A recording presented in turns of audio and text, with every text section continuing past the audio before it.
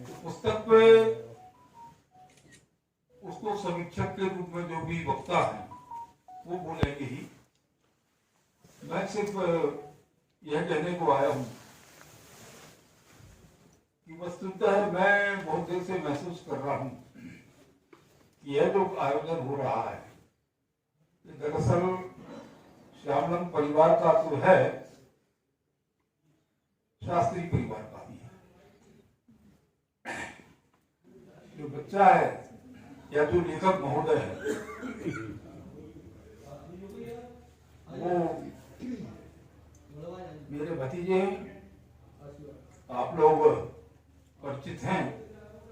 पिछले वर्ष इसी स्थान से उनकी एक अंग्रेजी के उपन्यास का द नाइट आउट विमोचन आप सभी के समक्ष यहाँ हुआ था। अच्छा लगता है कि हमारे परिवार से कोई इस क्षेत्र में आगे बढ़ रहा है। दुबई में रहता है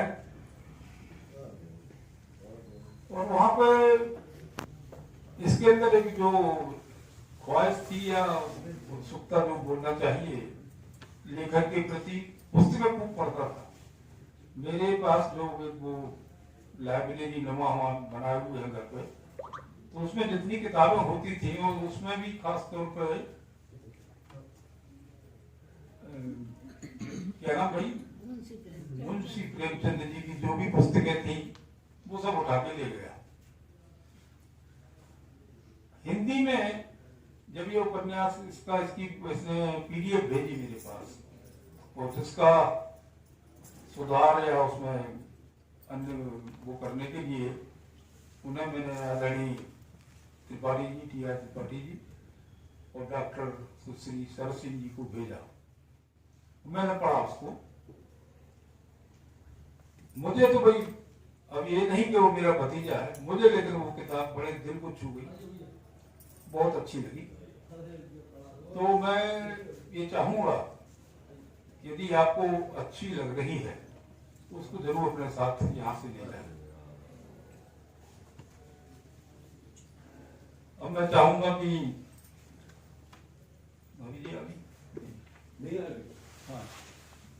मंच संचालन करें। उपस्थिति भी पर्याप्त होती जा रही है। मैं पिछले कार्यक्रम में बोला था कि सारण में एक परंपरा है समय पर कार्यक्रम शुरू नहीं कर पाने की। भगवान की कृपा को कायम है। तो अंजना जी आए और मंच संचालन करने का कष्ट करें। आपका पुनः बहुत बहुत स्वागत है।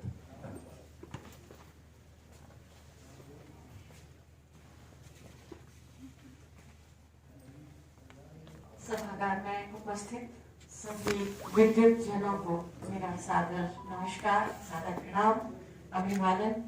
आज के सुहावने मौसम का यह एक समृद्ध साहित्यिक आयोजन श्यामलम द्वारा, जबकि मुक्तिधाम उपन्यास का विमोचन होना है। आज के कार्यक्रम की मुख्य अतिथि डॉक्टर लक्ष्मी पांडे जी, वरिष्ठ साहित्यकार, समालोचक सागर। आपको मंच पर सादर आमंत्रित करती हूँ, कृपया आएं और अपना स्थान ग्रहण करें। कार्यक्रम की अध्यक्षता करेंगे डॉक्टर चंचला दवे जी, जो साहित्यकार हैं, सागर की प्रतिष्ठित कवित्री हैं, हमारे सागर की पहचान है। उनको भी मैं ससम्मान मंच पर सादर आमंत्रित करती हूँ और कपिल भाई से निवेदन करती हूँ कि कार्यक्रम के अध्यक्ष महोदय को मंचासीन कराने की कृपा करें।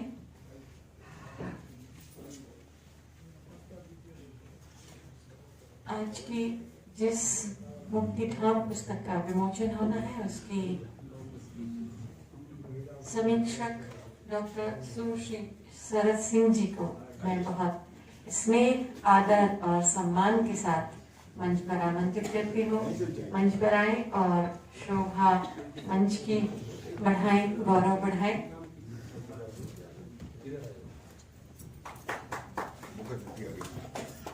कार्यक्रम की मुख्य अतिथि डॉक्टर लक्ष्मी पांडे जी से निवेदन है कि कृपया मंच पर आसन ग्रहण करें।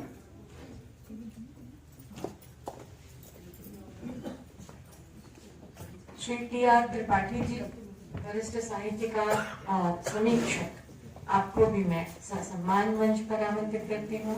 कृपया आए और मंच का गौरव बढ़ाने की कृपा करें। मुक्तिधाम के रचनाकार लेखक कार्तिकेय शास्त्री जी को मैं बहुत प्यार और स्नेह से, गर्व से उनको आमंत्रित कर रही हूँ मंच पर आए। उनके कारण ही आज इस मंच का निर्माण हुआ है, उनके कारण ही आज हम यहाँ उपस्थित हैं। तो उनको मेरा हार्दिक शुभकामनाएं, शुभाशीष। आगे और जल्दी जल्दी उनकी ऐसी ही अच्छी उत्कृष्ट कृतियां आती रहें। सर्टिफिकेट कार्तिकेय जी को मिल गया है। तो जैसा कि हम भारतीय देव आराधना के बिना किसी भी शुभ कार्य को पूरा नहीं करते, तो सम्मानीय मंच से मेरा निवेदन है कि माँ सरस्वती को माल्यार्पण करें, पुष्पांजलि दें, दीप प्रज्वलन करें और आज के कार्यक्रम की विधिवत शुरुआत करें। साथ ही वंदना के लिए मैं डॉक्टर सुनीला सराफ जी को सादर आमंत्रित कर रही हूँ। आप सभी को सादर अभिवादन। माँ सरस्वती के चरणों में शत शत नमन करते हुए मैं सरस्वती वंदना प्रस्तुत कर रही हूँ। सुनेगा। अक्षय ज्योति जले मात की, अक्षय ज्योति जले, अक्षय ज्योति जले शारदे, अक्षय ज्योति जले माँ की मंदिर में जो आई, ज्ञान विवेक शांति बल पाए। माँ दे दे वरदान सभी को, माँ दे दे वरदान सभी को, अपने छत्र तले, अपने छत्र तले मात की, अक्षय ज्योति जले। देश घृणा का अंत करे वो, जन जन में सद्भाव भरे वो, कर दे बीड़ा पार भगत की, कर दे नैया पार भगत की। तेरे द्वार खड़े, तेरे द्वार खड़े मात की, ज्ञान की ज्योति जले, अक्षय ज्योति जले शारदे, अक्षय ज्योति जले, अक्षय ज्योति जले। धन्यवाद।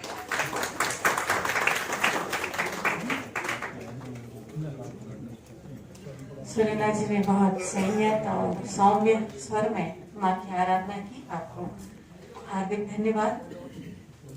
और अब बारी है अतिथि स्वागत की। आयोजन आज का विशिष्ट है, आप सभी जानते हैं, और ऐसे अवसर लाने के लिए कथक परिश्रम करना होता है। एक विशिष्ट व्यक्तित्व जब कुछ करता है, जब कुछ असाधारण करता है, तब ऐसे अवसर आते हैं। व्यक्ति, जैसा कि हम जानते हैं, जीवन पर्यंत विद्यार्थी होता है और सीखता रहता है। सीखना लगातार चलने वाली क्रिया है, सतत क्रिया है। व्यक्ति के अंदर संस्कार होते हैं, परिवार के, समाज के, देश के और आत्मा के। तो कार्तिकेय जी के बारे में हम जानते हैं कि उनका परिवार बहुत समृद्धशाली है। विद्वत लोगों के साथ उन्होंने बचपन से समय गुजारा है, इसलिए उनके ऊपर माँ सरस्वती की विशेष कृपा और आराधना है। उसके फलस्वरूप यह आज अवसर आया है। इस अवसर पर अतिथियों का स्वागत। सर्वप्रथम कार्यक्रम की मुख्य अतिथि डॉक्टर लक्ष्मी पांडे जी वरिष्ठ साहित्यकार हैं, समालोचक हैं। उनके स्वागत के लिए मैं श्रीमती पुष्पा शास्त्री जी को आमंत्रित कर रही हूँ कि मुख्य अतिथि का पुष्पहार से स्वागत करें। वो खुद भी पुष्पा हैं और पुष्पहार से हमारी मुख्य अतिथि का स्वागत कर रही हैं। हम सभी एक बार करताल ध्वनि से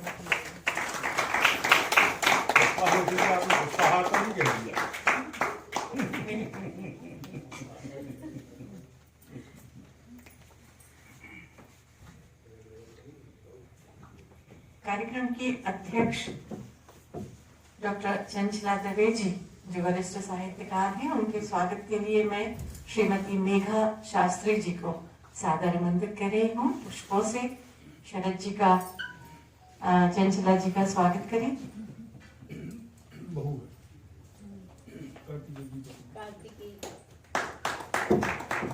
श्रीमती कार्तिकेय शास्त्री। निश्चित ही कहते हैं कि किसी भी व्यक्ति की सफलता के पीछे उसकी स्त्री का हाथ होता है, तो मेघा का साथ है, इसलिए कार्तिकेय आज मंच पर विराजमान है। कार्यक्रम की समीक्षक डॉक्टर सुश्री शरद सिंह जी के लिए एक बार जोरदार तालियों से हम पहले उनको उनका हैप्पी बर्थडे बोलते हैं जो कल था। और उसके पश्चात मैं श्री रजनीश शुक्ला जी को सादर आमंत्रित करूंगी उनके स्वागत के लिए और उनको हार्दिक शुभकामनाएं इस मंच के द्वारा, इस सभागार के द्वारा, पूरे शहर के साहित्यिक समाज द्वारा कि वे ऐसे ही सागर का नाम सुर्खियों में लाती रहें, रोशन करती रहें। वरिष्ठ साहित्यकार समीक्षक श्री टी.आर. त्रिपाठी जी के स्वागत के लिए मैं श्री श्रवण श्रीवास्तव जी को सादर आमंत्रित कर रही हूँ। कृपया आए और त्रिपाठी जी का स्वागत करें।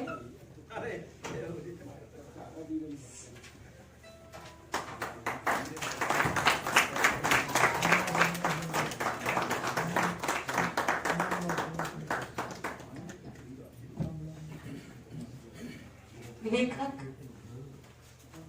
उपन्यास मुक्तिधाम के उनका स्वागत करना हमारी प्राथमिकता है।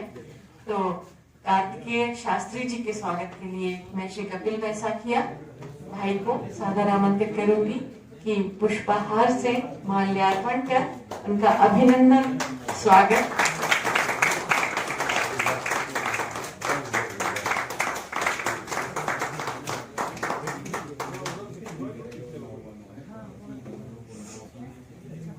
यह समस्त आयोजन जैसा कि आप जानते हैं एक व्यक्ति की कृति के ऊपर केंद्रित है। स्वागत उद्बोधन हेतु मैं उमाकांत जी मिश्र अध्यक्ष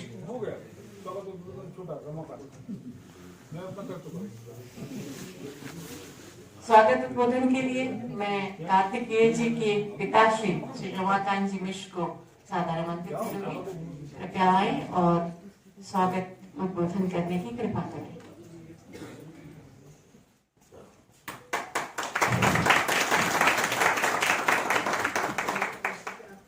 सुखद अनुभूति हो रही है और इस सुखद अनुभूति में आप सब इस कार्यक्रम में शरीक हुए, शामिल हुए, उससे और ज्यादा खुशी का अनुभव कर रहा हूं। मंचासीन से पहले हमारे श्रद्धेय डॉक्टर सुरेश आचार्य जी, मंच की मुख्य अतिथि महोदया डॉक्टर श्रीमती लक्ष्मी पांडे जी, श्रीमती चंचला दवे जी, डॉक्टर सुश्री शरद सिंह जी, मेरे मोहल्ले के जगत जीजा श्री टी.आर. त्रिपाठी रुद्र जी और छोटे चिरंजीव कार्तिकेय सन्नी, हमने आप सभी लोग जो विराजमान हैं, मेरे और मेरे परिवार के शुभचिंतक, सहयोगी और हमेशा सुख दुख में साथ देने वाले आप सभी, मैं नाम गिनाऊं तो उचित नहीं होगा, लेकिन क्योंकि समय उसमें पड़ जाएगा, लेकिन आप सब जो यहाँ आज शामिल हुए उससे निश्चित रूप से मेरा और मेरे परिवार का गौरव और सम्मान बढ़ा है। और उसके अलावा कार्तिकेय ने जो पिछले वर्ष द नाइट आउट उपन्यास लिखा था, वो हम जैसे हिंदी भाषियों को समझ में नहीं आया, पढ़ नहीं पाए, तो उसका भावार्थ भी उतना स्पष्ट नहीं हो पाया। लेकिन अब जो मुक्तिधाम है वो हिंदी में है, तो निश्चित रूप से हम पढ़ेंगे, अच्छे से पढ़ेंगे। और उसको तो मैंने पहला ही पेज मैंने भी देखा है, अब मैं जब विमोचन होगा तब पढ़ूंगा तो समझ में आ जाएगा कि कार्तिकेय की लेखनी कैसी है। ये जो कार्यक्रम है, एक जुनूनी व्यक्ति है हमारे बीच में, जिनको जुनून है, जिनको और किसी काम से कोई मतलब नहीं, केवल श्यामलम से मतलब है। ऐसे हमारे परम श्रद्धेय बड़े भाई श्री उमाकांत जी मिश्र, जिनने श्यामलम को स्थापित किया, और श्यामलम का नाम जो नामकरण हुआ, मेरे पूज्य मजले भाई स्वर्गीय श्री श्यामाकांत जी मिश्र, उनका नाम श्यामाकांत था, तो उसी आधार पर हमारे श्रद्धेय डॉक्टर सुरेश आचार्य जी ने नामकरण दिया कि इसका नाम श्यामलम रखा जाए। तो इस तरीके से ये श्यामलम संस्था विगत 11 वर्ष से लगातार विभिन्न आयोजन कर रही है और लगातार सफलताएं हासिल कर रही है। इसका प्रमाण भी है कि बाहर के जो वरिष्ठ साहित्यकार हैं, लेखक हैं, कवि हैं, उन्होंने खुले दिल से, चाहे भोपाल हो, चाहे इंदौर हो, चाहे जबलपुर हो, विदिशा, उज्जैन, इन बड़े बड़े शहरों में मंच पर यदि नाम आया है, तो भले ही श्यामलम का कोई सदस्य वहां उपस्थित नहीं हुआ, लेकिन उसकी तारीफ में वहां कसीदे करे गए। ये श्यामलम की बहुत बड़ी उपलब्धता है। श्यामलम से बहुत सारे IAS जुड़ गए जो कि साहित्य में रुचि रखते हैं। फॉरेस्ट के बड़े अधिकारी जो कि साहित्य में रुचि रखते थे, वो श्यामलम से जुड़ गए। तो विश्वविद्यालय के जो प्रोफेसर हैं और जिनकी साहित्य में रुचि है, वो इस श्यामलम से जुड़ गए। और आप लोग जो जुड़े हुए हैं, वो भी श्यामलम के बहुत ज्यादा बुद्धिजीवी तबके के लोग हैं। आपका समाज में, आपका अपनी संस्था में कहीं ना कहीं बहुत महत्वपूर्ण योगदान है। और ऐसे ही चुनिंदा व्यक्ति आज हमारे बीच में है, जिससे निश्चित रूप से हम बहुत गौरवान्वित हैं। मैं सभी का तहे दिल से शुक्रिया, आभार, धन्यवाद प्रकट करता हूं कि आप लोग इस कार्यक्रम में शरीक हुए, शामिल हुए और मेरे बच्चे के लिए अपना बच्चा मानकर शुभाशीर्वाद देंगे, ताकि ये आगे चल के इसके उत्साहवर्धन के कारण ये कोई और भी अच्छी नई कृति लिखेगा, जो निश्चित रूप से हम सबको एक बेहतर परिणाम के रूप में नजर आएगा। मैं ज्यादा समय न लेते हुए आप सभी का बहुत बहुत आभार, धन्यवाद, शुक्रिया अदा करता हूं। धन्यवाद।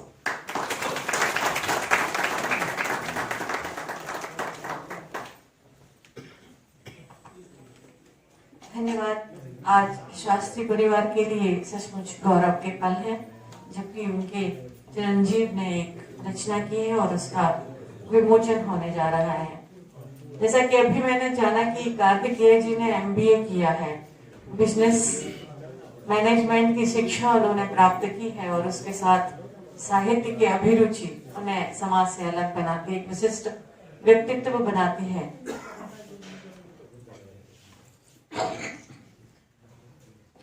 अब पल है पुस्तक के विमोचन का और लेखक के सम्मान का।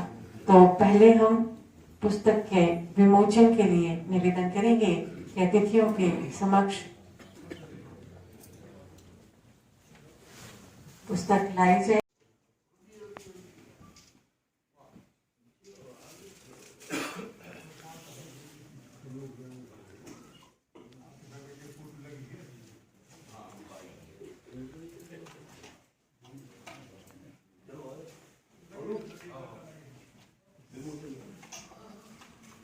मेघा जी और पुष्पा भाभी जी से भी निवेदन है, कृपया आए मंच पर विमोचन हेतु पुस्तक के।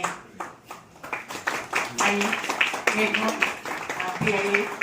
आचार्य सर को भी सादर आमंत्रित करती हूँ शुभाशीष प्रदान करते हुए कार्तिकेय जी की पुस्तक के विमोचन में साक्षी बने, सहभागी बने।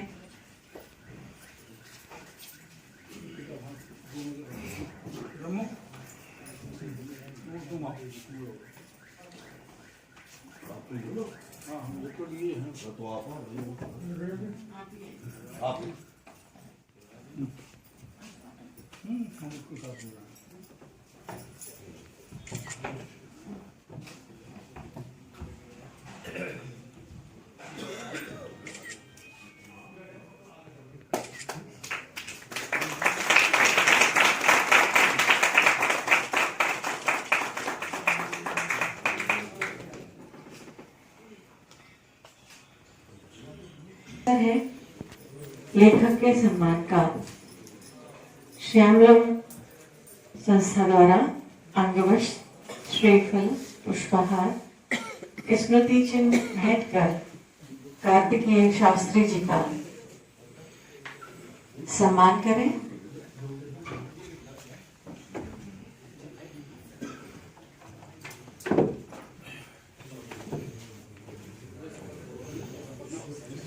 सम्मानीय मंच से निवेदन, कृपया कार्तिकेय जी के स्वागत में, सम्मान में सहभागी बने।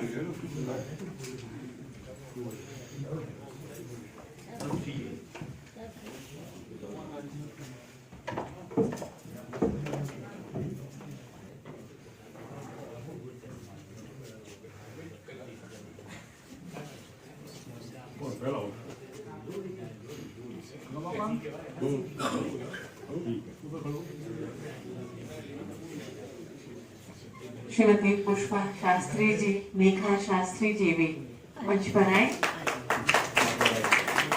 लेखक के सम्मान में सहभागी बने। पीछे कौन देख रहा है भाई? कनिष्क शास्त्री जी को भी सादर आमंत्रित कर रही हूँ, कृपया मंच पर आए और इन गौरव के पलों की अनुभूति करें।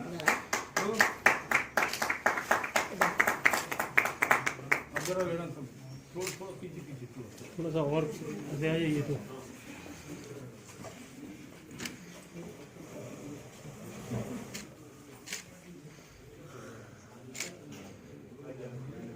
आप पीछे आ जाइए ना, नहीं तो इधर साइड से यहीं खड़ी हो, ये तुम्हारी तभी थोड़ा सा और पास में जा थोड़ा सा और ऐसे आ जाइए। देखिए सामने देखिए।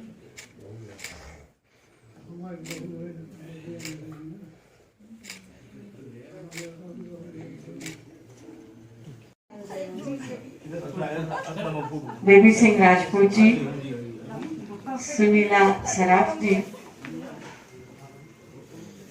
सदन में उपस्थित जो भी विद्वजन लेखक का सम्मान करना चाहे उनको मैं सादर आमंत्रित करती हूँ। डॉक्टर सुरेश आचार्य जी लेखक को शुभाशीष देते हुए और ऐसा हरि सिंह ठाकुर जी, पूरन सिंह राजपूत जी, देवी सिंह राजपूत जी लेखक का स्वागत कर रहे हैं और साथ ही शुभाशीष भी प्रदान कर रहे हैं।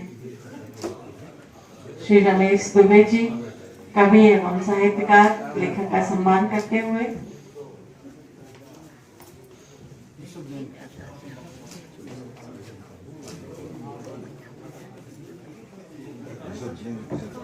ऋषभ जैन जी, किशन पाठक जी भी लेखक का स्वागत और सम्मान कर रहे हैं। हमारा उपस्थित सम्मानित मंच एवं आप सभी प्रबुद्ध श्रोतागण, आज निश्चित रूप से यह संस्थागत खुशी तो है ही और मेरी अपनी निजी खुशी भी इसमें शामिल है। हमारे बहुत ही अभिन्न साथी रमाकांत जी शास्त्री जी जो पिछले 40-45 साल से हमारे बहुत ही अंतरंग साथी रहे हैं और उनके पुत्र मेरे भतीजे जिनका जन्म भी मेरे सामने हुआ और उनके जन्म के भी 10-15 साल पहले से ही मैं रमाकांत जी का साथी हूँ और आज उनको इस रूप में देखकर निश्चित रूप से मैं बहुत ही आह्लादित हूँ, बहुत ही खुश हूँ और बहुत ही एक ऐसा भाव उत्पन्न हो रहा है जिसको मैं वर्णन नहीं कर पा रहा हूँ। एक अच्छे साहित्यकार के रूप में हमारे सामने उपस्थित हैं और इनको जूनियर भी नहीं कह सकता क्योंकि यह इनका दूसरा उपन्यास है। इनका पिछला उपन्यास पिछले वर्ष विमोचित हो चुका है हम लोगों के बीच में और आज ये दूसरा उपन्यास है और उन्होंने वायदा किया है उपन्यासों की सीरीज लिखने का। हर वर्ष एक न एक उपन्यास उनके दिमाग में विचार है, प्रवाह है और उन्होंने वायदा किया है कि हम अगले वर्ष भी एक उपन्यास के साथ हम लोगों के बीच में इसी तरीके से इसी हाल में उपस्थित रहेंगे और ये बहुत ही खुशी की बात है और उसके लिए मैं चाहता हूँ आप सब लोग ताली बजाकर उनका बहुत बहुत स्वागत करें।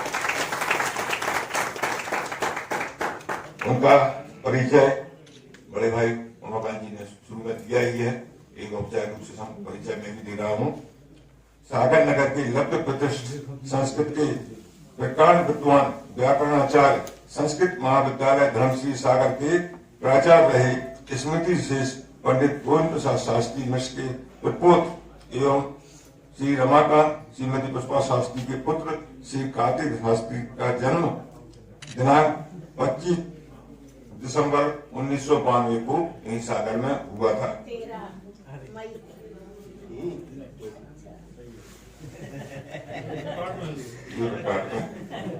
आजकल जन्मदिन तो 2-3 दिन हो रहे हैं ना, स्कूल के, फेसबुक के, व्हाट्सएप के, तो कहीं ना कहीं कंफ्यूजन हो ही जाता है।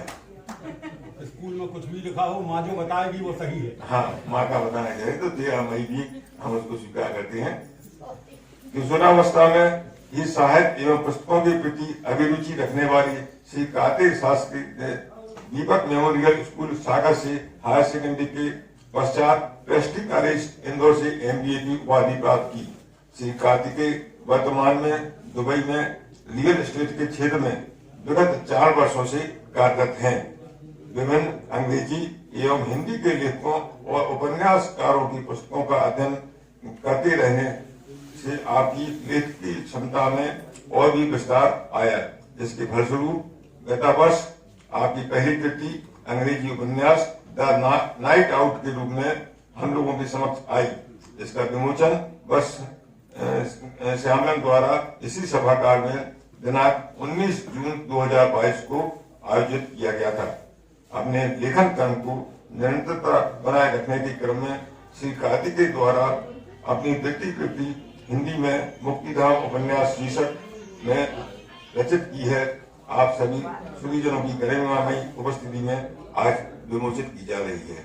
धन्यवाद।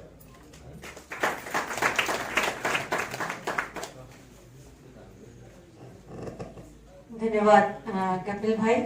और लेखकीय वक्तव्य श्री कार्तिकेय शास्त्री द्वारा मैं भी कुछ कहना चाहूंगी कार्तिकेय के बारे में कि ये सब तो हम जानते ही हैं कि वो एक काफी समृद्ध परंपरा वाले परिवार से आते हैं, पर उनकी आप यदि शिक्षा को देखें तो उन्होंने शुद्ध व्यावसायिक पाठ्यक्रम पढ़ा है और व्यवसाय ही क्षेत्र में काम भी कर रहे हैं। उसके बाद भी वे साहित्य में उनकी रुचि उनकी प्रतिभा को परिलक्षित करती है, बताती है कि वे एक विशिष्ट व्यक्तित्व है, बहुमुखी प्रतिभा के धनी हैं। और ऐसा क्यों ना हो, आज मैं अभी आने से पहले जब अपने बीए फर्स्ट ईयर की क्लास पढ़ा रही थी तो मैंने बच्चों से पूछा कि उत्पत्ति के साधन कितने हैं। उन्होंने 5 साधन नहीं बता पाते, कई बार बच्चे नहीं बता पाए। बताते बताते हम उनको बताते हुए बताया कि 4 साधन हो, परंतु यदि एक साधन कोई भी एक साधन काम ना करे तो उत्पादन नहीं होता। एक कमरे में एक जगह पे चारों साधन अलग अलग रखे हों और यदि उनको एकत्रित करने वाला संगठक, मैनेजमेंट करने वाला ना हो तो कोई काम नहीं हो पाता। तो ऐसे ही साहित्य के क्षेत्र में सागर नगर में काम करने वाले भाई उमाकांत जी मिश्र हैं, जो सारी चीजों को एकत्रित करके श्यामलम के बैनर तले साहित्य की गतिविधियों को चला रहे हैं। हम सब उसके नीचे उनका आनंद उठा रहे हैं। तो ऐसे परिवार में जन्मे कार्तिकेय शास्त्री जी के ऊपर ये ऐसा अद्भुत विशिष्ट कृपा आशीष होना स्वाभाविक है। मैं लेखकीय वक्तव्य के लिए कार्तिकेय शास्त्री जी को ससम्मान सादर आमंत्रित कर रही हूँ।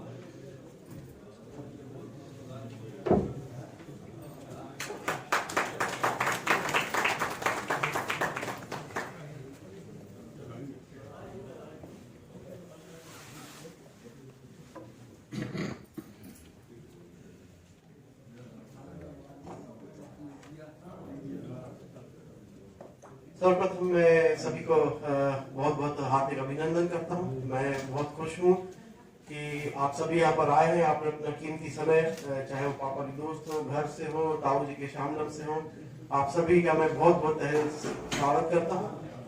और मैं मानता हूँ कि समय की बहुत वैल्यू होती है, इसलिए आप लोग ने जो भी समय मुझे दिया है, जो दे रहे हैं आप, मुझे पर्सनली ना जानते हुए, जाती मेरे फैमिली के तौर से जानते हुए आप जो मुझे ये समय दे रहे हैं, इसलिए मैं आपका बहुत बहुत आभारी हूँ। और बिना ताऊ जी के संभव नहीं है, तो मैं उनका भी काफी बहुत तहे दिल से आभारी हूँ। सर्वप्रथम मैं मुख्य अतिथि श्री डॉक्टर लक्ष्मी पांडे का अभिनंदन करता हूँ और उन्हीं के साथ साथ डॉक्टर चंचला दवे, सुश्री डॉक्टर बुआ जी श्री शरद सिंह और डॉक्टर जी त्रिपाठी का मैं बहुत सादर आमंत्रण करता हूँ। और मैं बताना चाहूंगा कि खास तौर पर बुआ जी शरद सिंह और बिहार त्रिपाठी जी ने बहुत ही जो है मेरी इस किताब में बहुत त्रुटियां निकाली है, क्योंकि मैं हिंदी का उतना अच्छा लेखक नहीं हूँ, बाकी वैसे तो मैं इंग्लिश का भी नहीं हूँ, लेकिन जब भाव आता है, अगर रचनात्मकता आती है तो मैं उसमें उसको व्यक्त करता हूँ। मेरे पास न ग्रामर है न मेरे पास व्याकरण है, लेकिन मैं बस वो जो कहानी आती है बस उनको लिखे जाता हूँ। तो जो शब्दों में जो भी आप विचार देखेंगे, जो भी आप अच्छे शब्द देखेंगे, वो सब इन्हीं की देन है और ताऊ जी की देन है, जो उन्होंने कितने घंटों रात रात बैठ के मेरे इस उपन्यास को निखारा है। और तो इनको मैं तहे दिल से धन्यवाद देना चाहता हूँ और चाहता हूँ कि आप कुछ तालियों बजाकर इनको मेरे साथ में।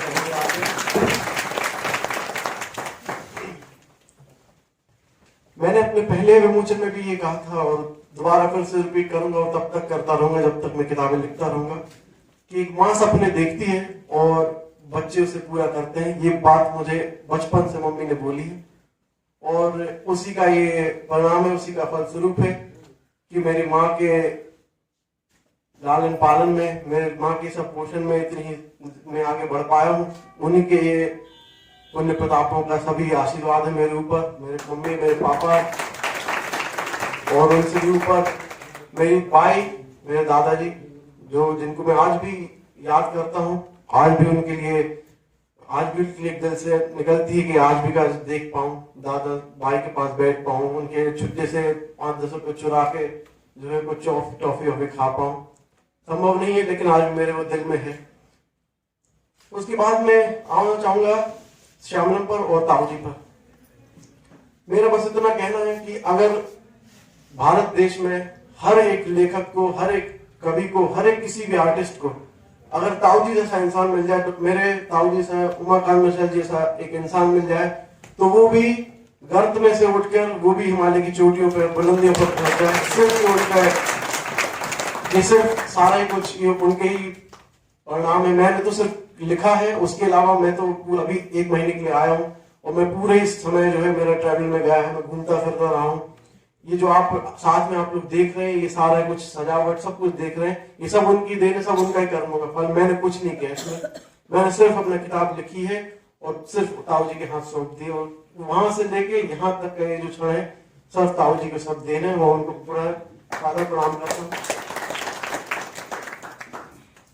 उसके बाद मेरे पिताजी, मेरी मम्मी, मेरी पत्नी मेघा पांडे, मेरी भाभी कनिष्ठ शास्त्री भैया, मेरे गुरुजी श्री राम पंडित शुक्ला जी, और मेरे परम परम चाचा जी श्री सुरेश पंडित जी, जिनको छोटे पंडित जी के नाम से आप जानते होंगे, जिनके 17 वर्षों से, कितने वर्षों से दादा के जाने के बाद से आज तक मेरे घर में उनका जो है उनका शिष्य, गुरु शिष्य का आज भी मान्यता उनकी आज भी बरकरार है। तो एक जीता जागता प्रतीक है कि शिष्य का जो कर्तव्य है वो है लर्न करना, सीखना और निरंतर आगे बढ़ते रहना और गुरु की हमेशा पूजा करना। तो मैं धन्यवाद देना चाहूंगा आप सभी का फिर से। और अब मैं कुछ बात कहना चाहूंगा उपन्यास के बारे में। तो उपन्यास का शीर्षक है मुक्तिधाम, पीड़ा में अनंत मौन की गाथा।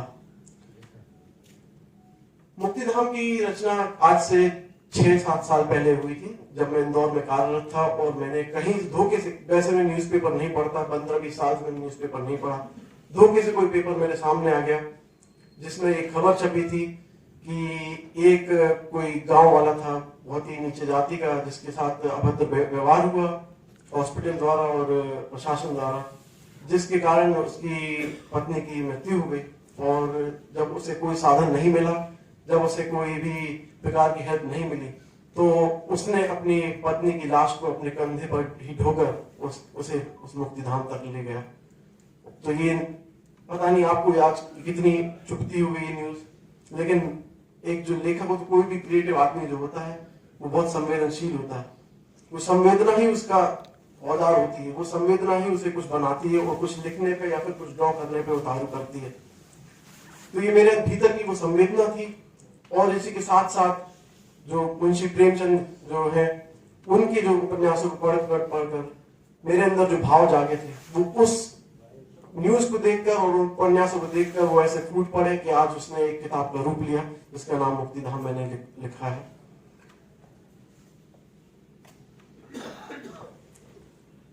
इस किताब में बहुत ही छोटी किताब है, 130-140 पन्नों की किताब है। ये छोटा सा उपन्यास है।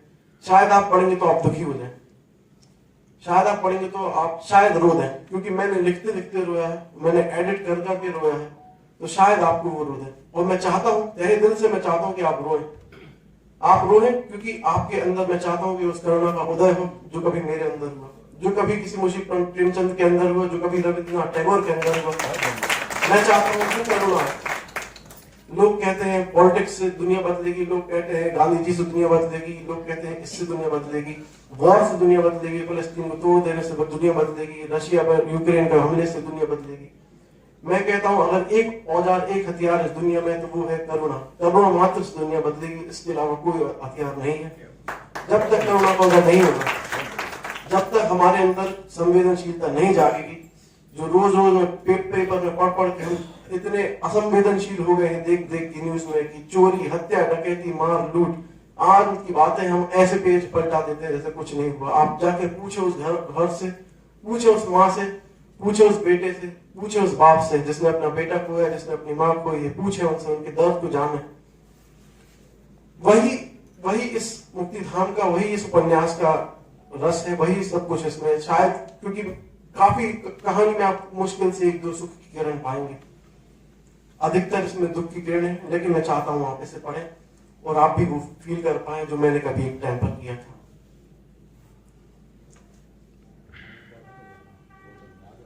कर लो सारे इंतजाम, कल फिर आना है मुक्तिधाम। कर लो सारे इंतजाम, कल फिर आना है मुक्तिधाम। कौन यहाँ है रावण, ढूंढू कहाँ है राम, तू ले चल मुझे बस मुक्तिधाम। जीवन को तेरे हाथ दिया, प्राणों को तुझ पर वार दिया, अब बचा नहीं कोई इंतकाम, तू ले चल मुझे बस मुक्तिधाम। है खेल ये बनाया किस गति का, बार बार प्राणों पर वार कर बदला लेता है किस सदी का। जब अपना ही था ये अंजाम, तो क्यों ना पहुंचा मुक्तिधाम।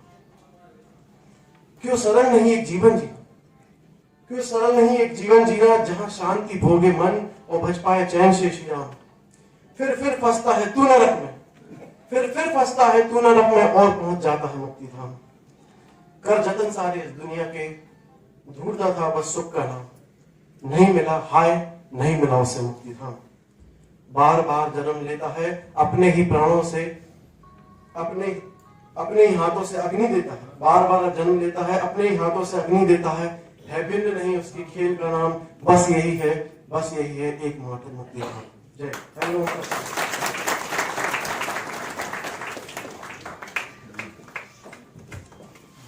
बहुत सुंदर लेखक की यह वक्तव्य। और कार्तिकेय ने कहा कि वो तो एक मिट्टी के कण थे और भाई उमाकांत जी ने उनको संवारा है। तो मैं देख पा रही हूँ कि उमाकांत जी बहुत और अच्छे लग रहे हैं अभी इस समय, बहुत सुंदर लग रहे हैं और थोड़े से मोटे भी लग रहे हैं।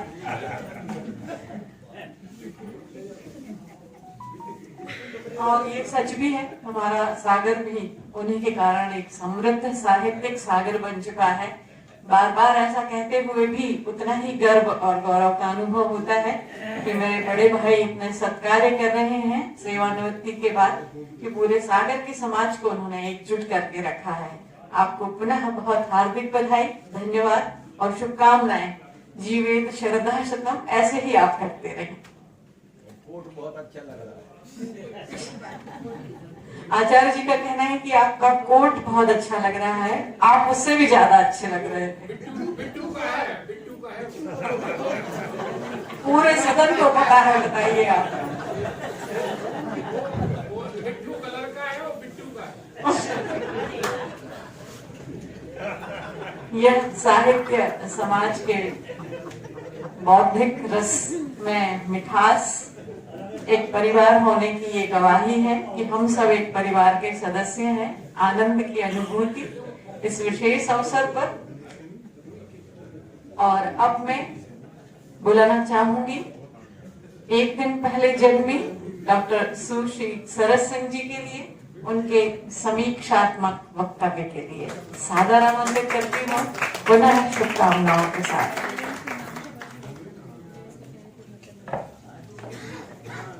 बहुत बहुत धन्यवाद अंजना जी। सर्वप्रथम तो मैं बहुत ही प्रिय भतीजे कार्तिकेय को हार्दिक शुभकामनाएं देती हूँ कि उनके सौजन्य से आज ये हमें अवसर मिला है कि हम एक बार फिर एक सुंदर कृति के लोकार्पण में शामिल हुए हैं, उसके साक्षी बने।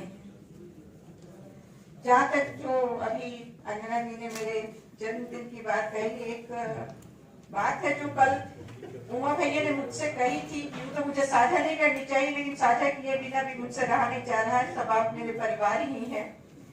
उन्होंने मुझको एक ड्रेस कोड दिया था कल कि आज तुम पैदा हो रही हो, कल वो स्कूल की ड्रेस पहन के आना, स्कर्ट ब्लाउज और 2 चोटियां होनी चाहिए, हाथ में लॉलीपॉप होना चाहिए। देखिए क्या जमाना आ गया, कितना बड़ा अत्याचार है। आज मैं पैदा हो रही, कल मुझे स्कूल में भर्ती किया जा रहा है। तो ये स्नेह जो है, ये श्यामलम परिवार का, शास्त्री परिवार का, मिश्रा परिवार का स्नेह है जो हरेक को अपने भीतर शामिल कर लेता है। मुझे कभी महसूस नहीं होता है कि मेरा कोई नहीं है, मुझे लगता है सारी दुनिया मेरी है। ये सारा परिवार जो यहाँ उपस्थित है सभागार में, सब मेरे। मज्जासीन परम आदरणीय डॉक्टर लक्ष्मी पांडे बहुत ही विदुषी समालोचक हैं, उपन्यासकार हैं। आदरणीय डॉक्टर चंचला दवे जी जो एक प्रतिष्ठित कवयित्री हैं,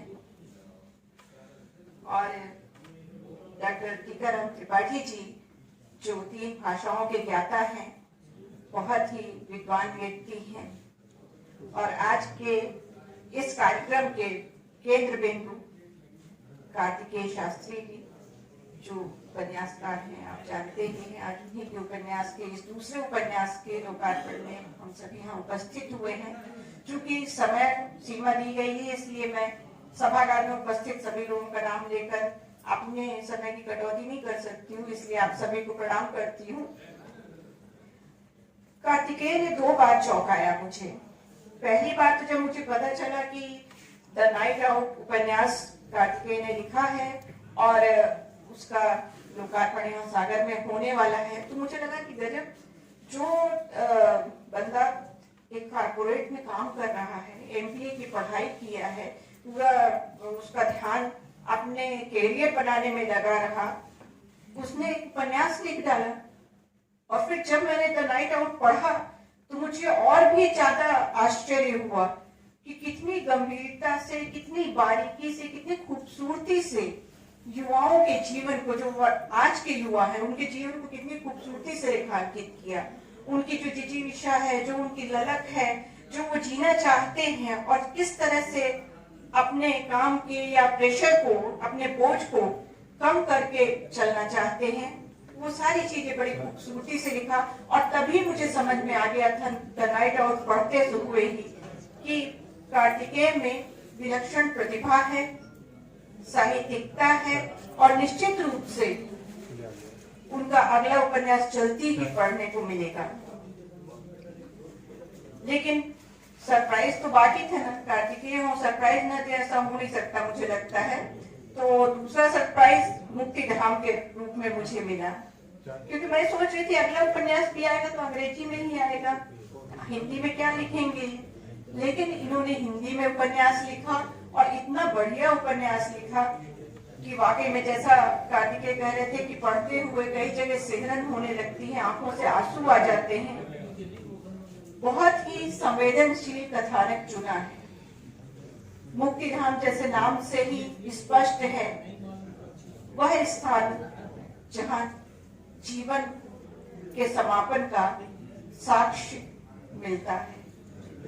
एक यात्रा, किसी मनुष्य की जीवन की एक यात्रा वहां जाकर पूर्ण विराम पा चुकी होती है, वो स्थान है मुक्तिधाम। लेकिन इसी मुक्तिधाम से इस उपन्यास का कथानक एक तरह से शुरू होता है। वो मुक्तिधाम आपको खटखटाता है, आपके दिमाग को, आपके विचारों को दस्तक देता है, सोचने को विवश करता है कि जिंदगी उतनी आसान नहीं है जितनी की दिखाई देती है। और आम आदमी की जिंदगी तो कम से कम बिल्कुल भी आसान नहीं है।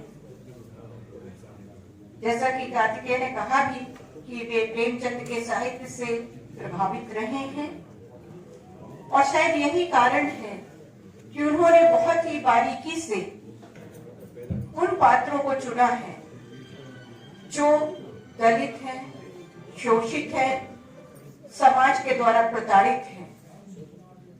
यदि आपके पास पैसा नहीं है तो आपको कोई अच्छा इलाज नहीं मिल सकता है। भले बड़े बड़े हॉस्पिटल्स हो, बहुत बड़ी बड़ी सुविधाएं हो चिकित्सा की, लेकिन अगर आपके पास पैसा नहीं है तो एक सरकारी अस्पताल का जो कंपाउंडर है वो भी आपको धक्के दे के बाहर कर देगा। ये एक दृश्य है इसी उपन्यास का, और ये सच्चाई है जिंदगी की।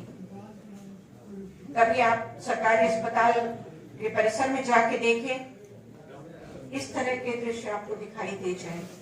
मुझे तो आश्चर्य होता है कि ऐसे सिर्फ एक खबर पढ़कर ऐसे कथानक को चुन लेना और उसकी बारीकियों पे पहुंचना कार्तिकेय ने कैसे संभव किया होगा।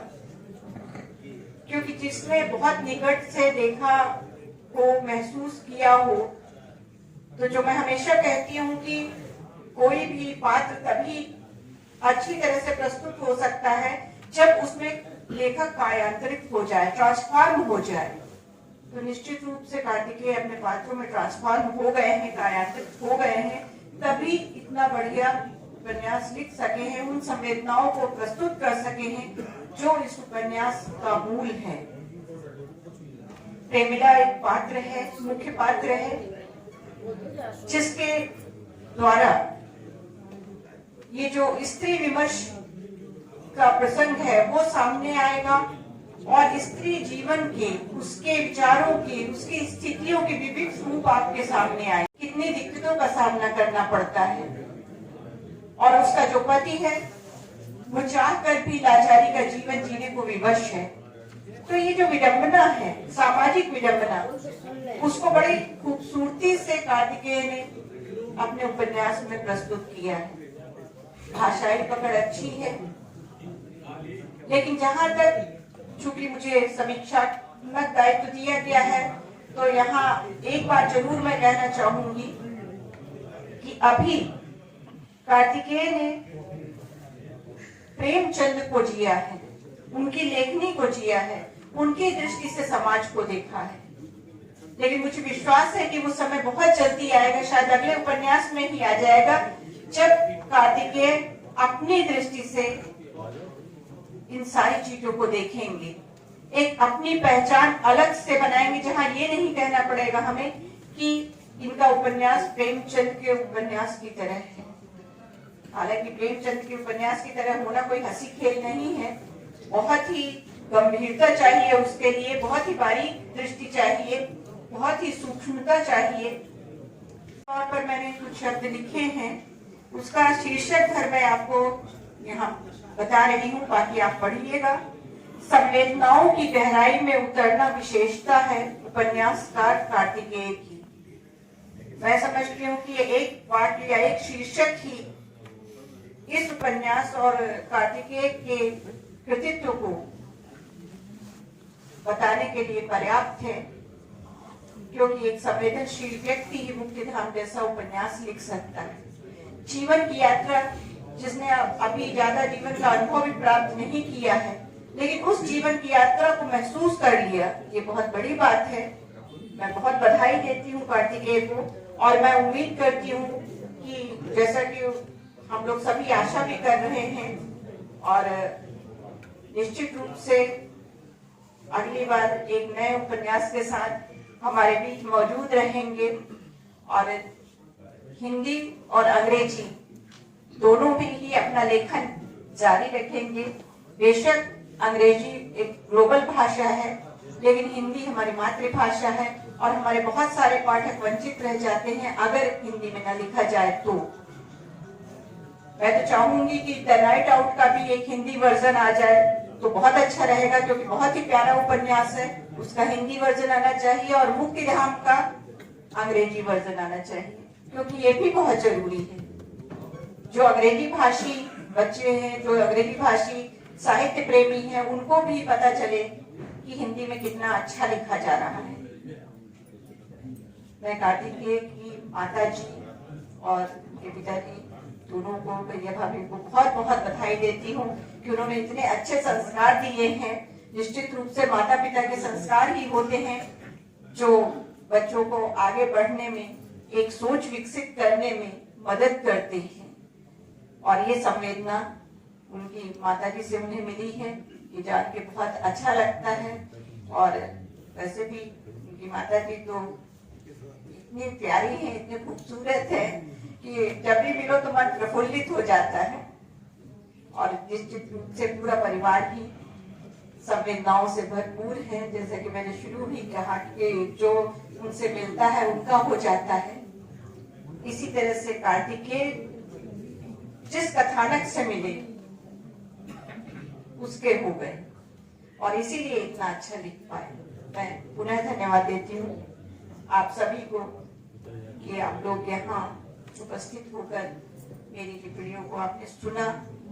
मैंने बहुत विस्तार से नहीं बोला है, क्योंकि जो मैंने लिखा है विस्तार से मैं चाहूंगी कि उसको आप पढ़ें। उपन्यास जब शुरू करेंगे तो उस भूमिका को आप पढ़ेंगे, उसके बाद उपन्यास पढ़ेंगे, तो इसीलिए मैं अपनी बात संक्षेप में रख रही हूँ। वैसे भी 10 मिनट का टाइम हो गया है। धन्यवाद।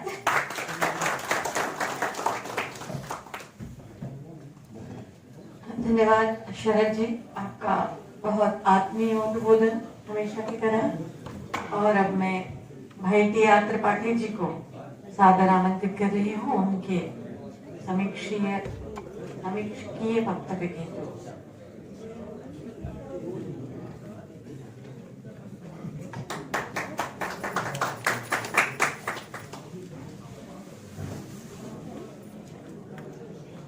सम्माननीय मंच,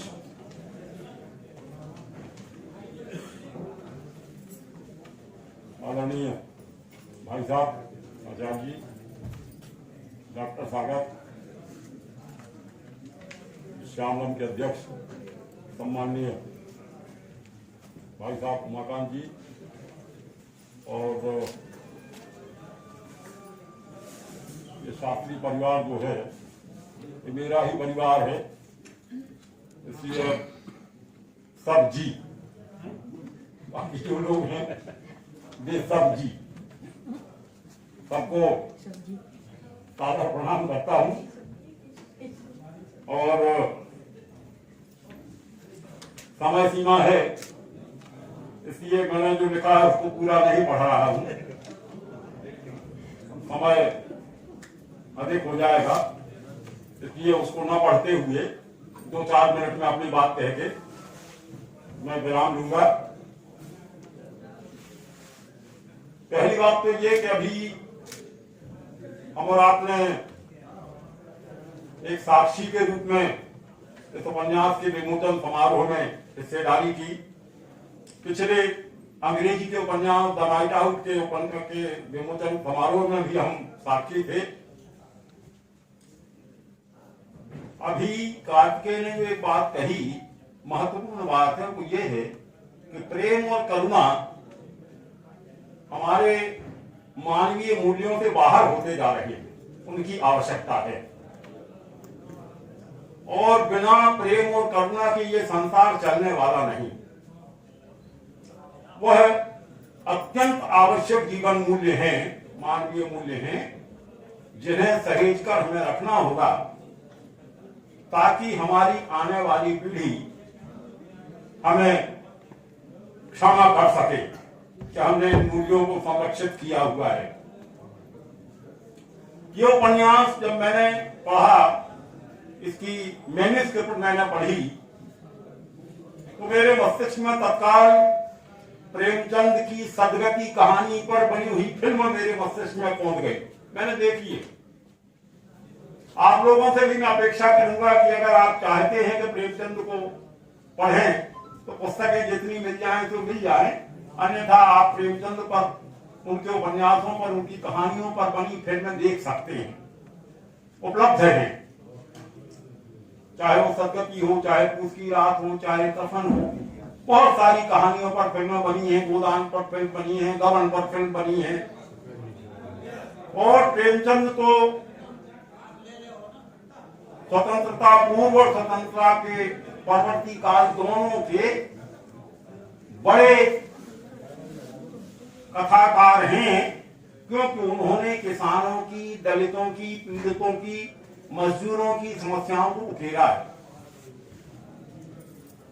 प्रेमचंद और यशपाल में केवल यही अंतर है, दोनों समकालीन है, कि यशपाल जेल भी गए हैं और प्रेमचंद ने बाहर से स्वतंत्रता संग्राम को का समर्थन किया है, कहानियां लिखी हैं। आपने सुना होगा कि इस जमाने में, ब्रिटिश पीरियड में, उन्होंने एक कथा संग्रह लिखा था जिसका नाम था सोजे वतन, देश का दर्द। उसको अंग्रेजी सरकार ने जब्त कर लिया था, और उसके पहले उनका नाम जो धनपत राय था, उस नाम से वो उर्दू में लिखा करते थे, और जब वो कहानी संग्रह जब्त हो गया तो उसके बाद फिर उन्होंने प्रेमचंद नाम से हिंदी में लिखना शुरू किया। प्रेमचंद का बहुत अधिक प्रभाव इस उपन्यास पर है, लेकिन समस्याएं जब तक रहेंगी तब तक प्रेमचंद भी रहेंगे, कार्तिकेय भी रहेंगे, और आने वाले लेखक भी उन समस्याओं को उठाते रहेंगे। हमारे इस समाज में, भारतीय समाज में, जो एक दलित वर्ग की स्थिति है, अभी कार्तिकेय जी बता रहे थे, शरद जी ने भी चर्चा की कि जो दलित वर्ग की स्थिति है, वो दलित वर्ग की स्थिति सुधरी नहीं है। उसके लिए वस्तुतः हमारे भीतर एक सहज संवेदना की आवश्यकता है, और वह संवेदना ऐसे नहीं आएगी, केवल कहने से नहीं आएगी, वह व्यवहार में लाने से आएगी। हम जब कहते हैं कि अयम निजः परो वेत्ति गणमानवचेतसाम उदार चरितानाम तु वसुधैव कुटुम्बकम। सारा संसार हमारा कुटुंब है और हम पड़ोसी को भी ठीक नजर से नहीं देखते क्योंकि वो दूसरी जाति का है।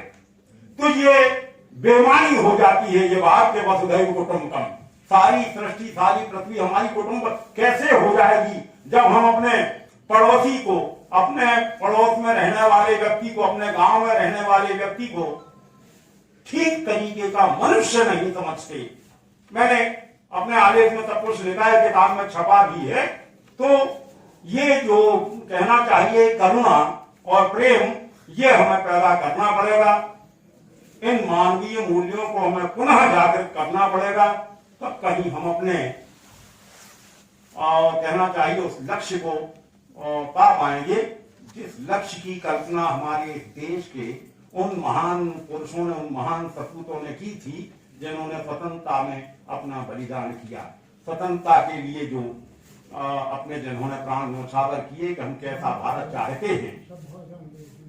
वस्तुतः वह कथाएं प्रेमचंद की जो है वो ब्रिटिश काल के पहले, जो ब्रिटिश काल की ही हैं कि उस समय क्या व्यवहार होता था, लेकिन उस समय तो आम जनता के साथ भी वैसा ही व्यवहार होता था प्रशासन की ओर से। अब हम स्वतंत्र हैं और हमारे स्वतंत्र देश का एक स्वतंत्र संविधान है जिसमें हमें सारे नैतिक मूल्यों के पालन करने की स्वतंत्रता है। हम अपने नैतिक मूल्यों को, अपनी जिम्मेदारियों को समझते हुए और प्रत्येक मनुष्य को मनुष्य समझें, उसकी गणना जाति या समाज या समुदाय के हिसाब से न करें, उसको मनुष्य माने और एक मनुष्य होने की जो सुविधाएं हैं वो सुविधाएं उसको उपलब्ध हों, यह कोशिश करें। यही बात कह करके मैं अपनी बात समाप्त करता हूं। मुझे आपने सुना, धन्यवाद।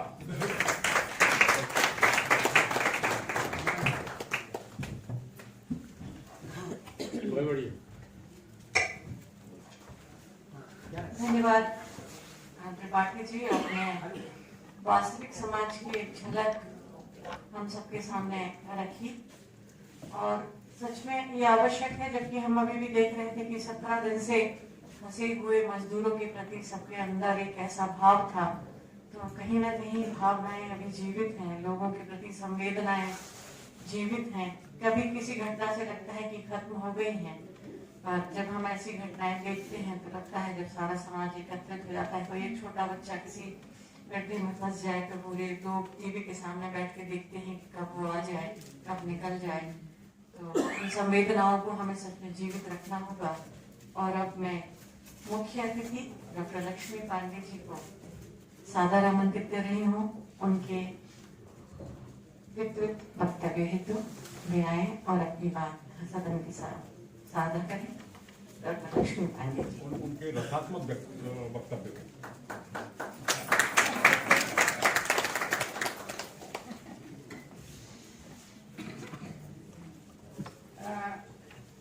सबसे पहले तो इस सदन में बैठे हुए आप सभी को प्रणाम करती हूँ।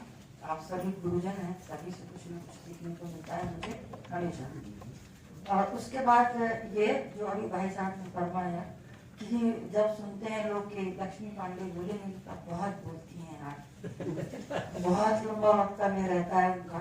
और भाई साहब एकदम स्ट्रिक्ट की, भाभी जी थोड़ा 12 मिनट है, 14 मिनट है।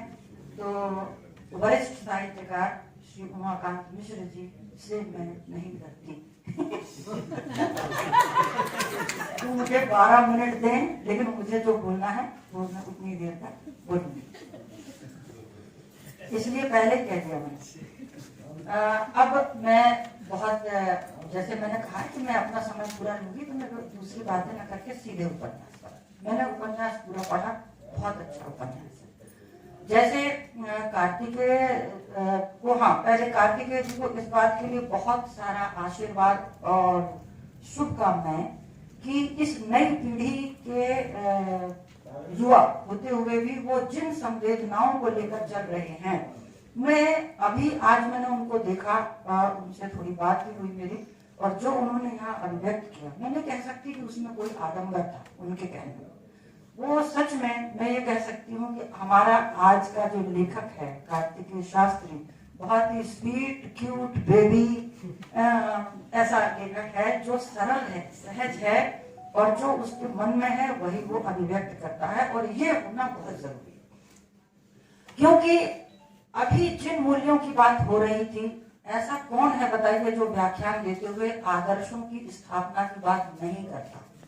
लिखने का तो मतलब ही ये होता है कि आदमी लिखता है तो वो ये कहता है कि समाज में आदर्श स्थापित होने चाहिए, सब मनुष्य के अंदर करुणा होना चाहिए, वसुधैव कुटुंबकम की भावना होना चाहिए। लेकिन जो साहित्यकार, जो बुद्धिजीवी वसुधैव कुटुंबकम की बात करते हैं, आपने उनको देखा होगा कि वही साहित्यकार, वही बुद्धिजीवी इस प्रकार का बंटवारा, यानी आप जातिगत तो छोड़ ही दीजिए, वो तो हमारे यहाँ जब से मैं नहीं जानती, हमारे पूर्वजों के जमाने से चला आ रहा है, लेकिन जब से हमारे अंदर चेतना जागृत हुई है और हमने साहित्य को पढ़ना जानना सीखा है, दुनिया को जानना सीखा है, तब से मैं ये जान रही हूँ कि ये जो साहित्यकार, समाजवादी, बुद्धिजीवी जो ठेकेदार हैं समाज के, ठेकेदार कहना उचित है, आप इसको व्यंग्यात्मक शब्द भी ले सकते हैं, मुझे कोई आपत्ति नहीं, तो उसमें वो जो जिस तरह की बात करते हैं वो स्वयं इस तरह का बंटवारे पर बंटवारा करते हैं कि ये वामपंथी है, ये प्रगतिशील है, ये आधुनिक है, ये उत्तर आधुनिक है, और उनके लिए जो उनका कुनबा होता है वही सर्वश्रेष्ठ होता है, उसके बाहर का कोई व्यक्ति उनके लिए सर्वश्रेष्ठ नहीं होता। इसलिए जब ऐसे लोग वसुधैव कुटुंबकम की बात करते हैं तो ये वो विसंगति है जहां से व्यंग जन्म लेता है ना। तो ये आप ही समझेंगे, इसलिए मैंने कहा कि सवाल ये नहीं है, दूसरे पर आपका कंट्रोल नहीं है कि आप किसी को कहें कि आपको सत्य के मार्ग पे चलना चाहिए, आपको न्याय करना चाहिए, आपको शोषण नहीं करना, दूसरे पर हमारा कंट्रोल नहीं है, हम सिर्फ बोल सकते हैं, लेकिन हमें अपने आचरण से वो दिखाना पड़ेगा कि हम शोषक नहीं हैं, हम न्याय करते हैं, और ये अपने चरित्र से ही हम दिखाएं। आजकल की माएं ये कंप्लेंट करती हैं कि बच्चे हमारे हाथ में नहीं हैं और वो जो मांगते हैं हमें देना पड़ेगा। मैं पुष्पा जी की इस मामले में बहुत तारीफ करूंगी, मन ही मन में मैं ये इस चीज को अप्रिशिएट कर रही थी कि इस समय में जबकि हर कोई अपने बच्चे के हाथ से बाहर होने की बात करता है, उन्होंने अपने बच्चे के अंदर बचपन से ही वो संस्कार डाले। उन्होंने अपने माता पिता, ताऊ ताई, भाइयों को इस तरह से देखा कि उसको अलग से, कार्तिकेय को अलग से ये बोलने की जरूरत नहीं है कि बेटा तूने उसके साथ ऐसा बुरा क्यों, वो बुरा करेगा ही नहीं। उसने अपने वैसे संस्कार ही नहीं लिए अपने माता पिता से। जो चीज हम आत्मस्थ कर लेते हैं हमारे आचरण में आ जाती है, तो हमारे आचरण को देखकर लोग उस चीज को खुद फॉलो करते हैं। जैसे महात्मा गांधी की शिक्षा ये थी, उन्होंने ये नहीं कहा कि आप ऐसा, वो खुद करते थे। तो हमारे बहुत सारे पूर्वज ऐसे थे जो अपने चरित्र से ही हमें शिक्षा देते थे। तो यहाँ पर मैं जब बहुत निराश हो जाती हूँ और नई पीढ़ी के बारे में चिंतित भी हो जाती हूँ और अपने आसपास के सारे बच्चों को देखकर मुझे लगता है कि आगे वाली दुनिया क्या होगी, तो मुझे कार्तिकेय शास्त्री जैसे बच्चों को देखकर ये विश्वास जागता है कि सब कुछ अच्छा कभी खत्म नहीं हो सकता। जब तक कार्तिकेय शास्त्री जैसे बच्चे, मैं इसलिए नहीं कि वो लेखक हैं या मैं उस दृष्टि से, मैं उनके व्यक्तिगत चरित्र, क्योंकि देखिए अभी यहाँ पर यह बात भी हुई कि मनुष्य में करुणा होना चाहिए नेचुरली, कि एक मनुष्य जो है वो मनुष्य कहलाएगा ही तब जब उसके अंदर मानवीय संवेदनाएं होंगी, और मानवीय संवेदनाओं में करुणा पहला तत्व है। और पुराने, यानी मैं काव्य शास्त्री शोधार्थी हूँ काव्य शास्त्र की, इसलिए मैं हमेशा ये चीज उसको कसौटी पर कसने की आदत हो जाती है। आप जानते हैं टीचर्स की आदत होती है, शोधार्थियों की आदत होती है। तो ये कहना चाहती हूँ कि पुराने जो काव्य शास्त्रियों का एक बड़ा समूह था, उन्होंने करुण रस को ही प्रधान रस माना। बहुत से लोगों ने श्रृंगार रस को कहा कि श्रृंगार रसराज है, लेकिन नहीं, करुण ही रसराज है। अगर करुणा है तो आप एक अच्छे मनुष्य हैं, आप एक अच्छे मनुष्य हैं तो आप एक अच्छे मैनेजमेंट के मतलब अधिकारी होंगे, एक आप अच्छे मैनेजर होंगे, आप एक अच्छे पुत्र होंगे, पिता होंगे, पति होंगे, एक अच्छे लेखक होंगे, समाज के एक नागरिक होंगे। क्योंकि करुणा आपको अपने पथ से विचलित होने ही नहीं देगी। वो जब भी आप कुछ गलत करने के लिए जाएंगे आपका हाथ पकड़ लेगी, आपका पैर पकड़ लेगी कि ये गलत मार्ग है, मत जाओ, ये गलत काम है, मत करो, क्योंकि वो हमारे भीतर की चीज है। जो हमें गलत करने ही नहीं देगी, चाहे उसको करते हुए हमें कितनी ही हानि क्यों ना उठाना पड़े। तो मानवीय संवेदना और मानवीय करुणा ये नहीं है, ये जगाना चाहिए। ये कहने की बजाय मैं सोचती हूँ कि बार बार तो आप लोग सुन रहे हैं, बार बार आप समझ रहे हैं, तो ब्लेम करने के बजाय, आरोप लगाने के बजाय अपने बच्चों में उस तरह के बीज डालिए कि आप कभी ये ना कहें कि हम क्या करें, हम अपने बच्चों के सामने विवश। अरे कैसे आप माता पिता ऐसे कहते हैं कि आप अपने बच्चों के सामने विवश हो गए? आप जो उनको सिखाते हैं बच्चा वह सीखेगा।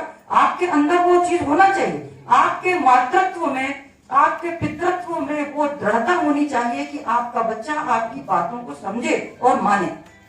हिटलर बनकर नहीं, एक अच्छे माता पिता बनकर तो हम एक अच्छी पीढ़ी का निर्माण करेंगे। और निश्चित रूप से मानवीय संवेदनाओं से भरे हुए लोग समाज में जिस भी फील्ड में जाएंगे, चाहे वो इंजीनियर बने, डॉक्टर बने, मैनेजर बने, जो भी सब्जेक्ट अच्छे कानूनविद बने, वो हर जगह बेस्ट काम करेंगे और मानवीयता के पक्ष में काम करेंगे।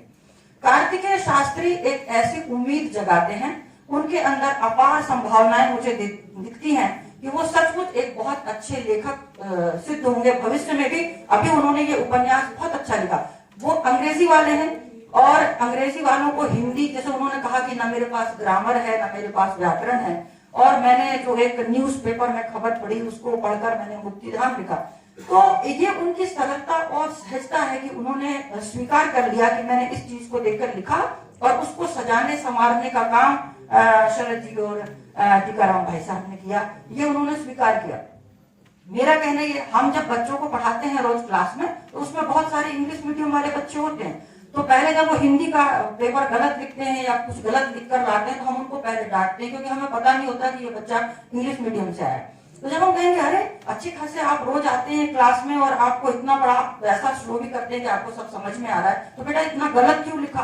तो बताएगा मैम हमने तो 10th के बाद हिंदी ही नहीं पढ़ी, तो हमको हिंदी आती नहीं। तब समझ में आता है कि अंग्रेजी मीडियम के बच्चों का हिंदी में लिखना कितना कठिन है। तो इस मुक्तिधाम उपन्यास में जहां पर बहुत अशुद्धियां हैं, इसमें कोई दो राय नहीं है, अशुद्धियां हैं, कहीं पर वाक्य विन्यास गड़बड़ाया है, और इन चीजों के लिए मैं ये मानती हूँ कि वो अंग्रेजी मीडियम वाले हैं, इसलिए उन्होंने जो हिंदी लिखी होगी उसमें उन्होंने उस तरह के शब्दों का प्रयोग या मात्राओं का या वाक्यों का गलत प्रयोग हो गया होगा। तो उसको हम वो क्षम्य है, क्योंकि चलेगा। अभी तो वो अपनी यात्रा में अभी उन्होंने पहला कदम ही उठाया है। तो और जैसे कि भाई साहब ने, उमाकांत भाई साहब ने जब मुझे ये किताब दी पढ़ने के लिए, उन्होंने देने से पहले ही कहा कि ये प्रेमचंद को बहुत पढ़ता है और प्रेमचंद का प्रभाव आपको दिखाई देगा। मैं आपसे ये कहना चाहती हूँ कि प्रेमचंद का प्रभाव क्या है। प्रेमचंद यथार्थवादी उपन्यासकार थे, कथाकार थे। उन्होंने उनके समय में जिस प्रकार वो गांव में रहते थे, लम्ही में पैदा हुए थे वो, तो उन्होंने अपने समय के गांव का जो यथार्थ देखा उसका उन्होंने वैसा के वैसा चित्रण किया। ये प्रेमचंद। प्रेमचंद यथार्थवादी इसलिए कहे जाते हैं कि समाज में जो कुछ था, जैसा था, निर्भीक होकर उन्होंने उसका चित्रण किया।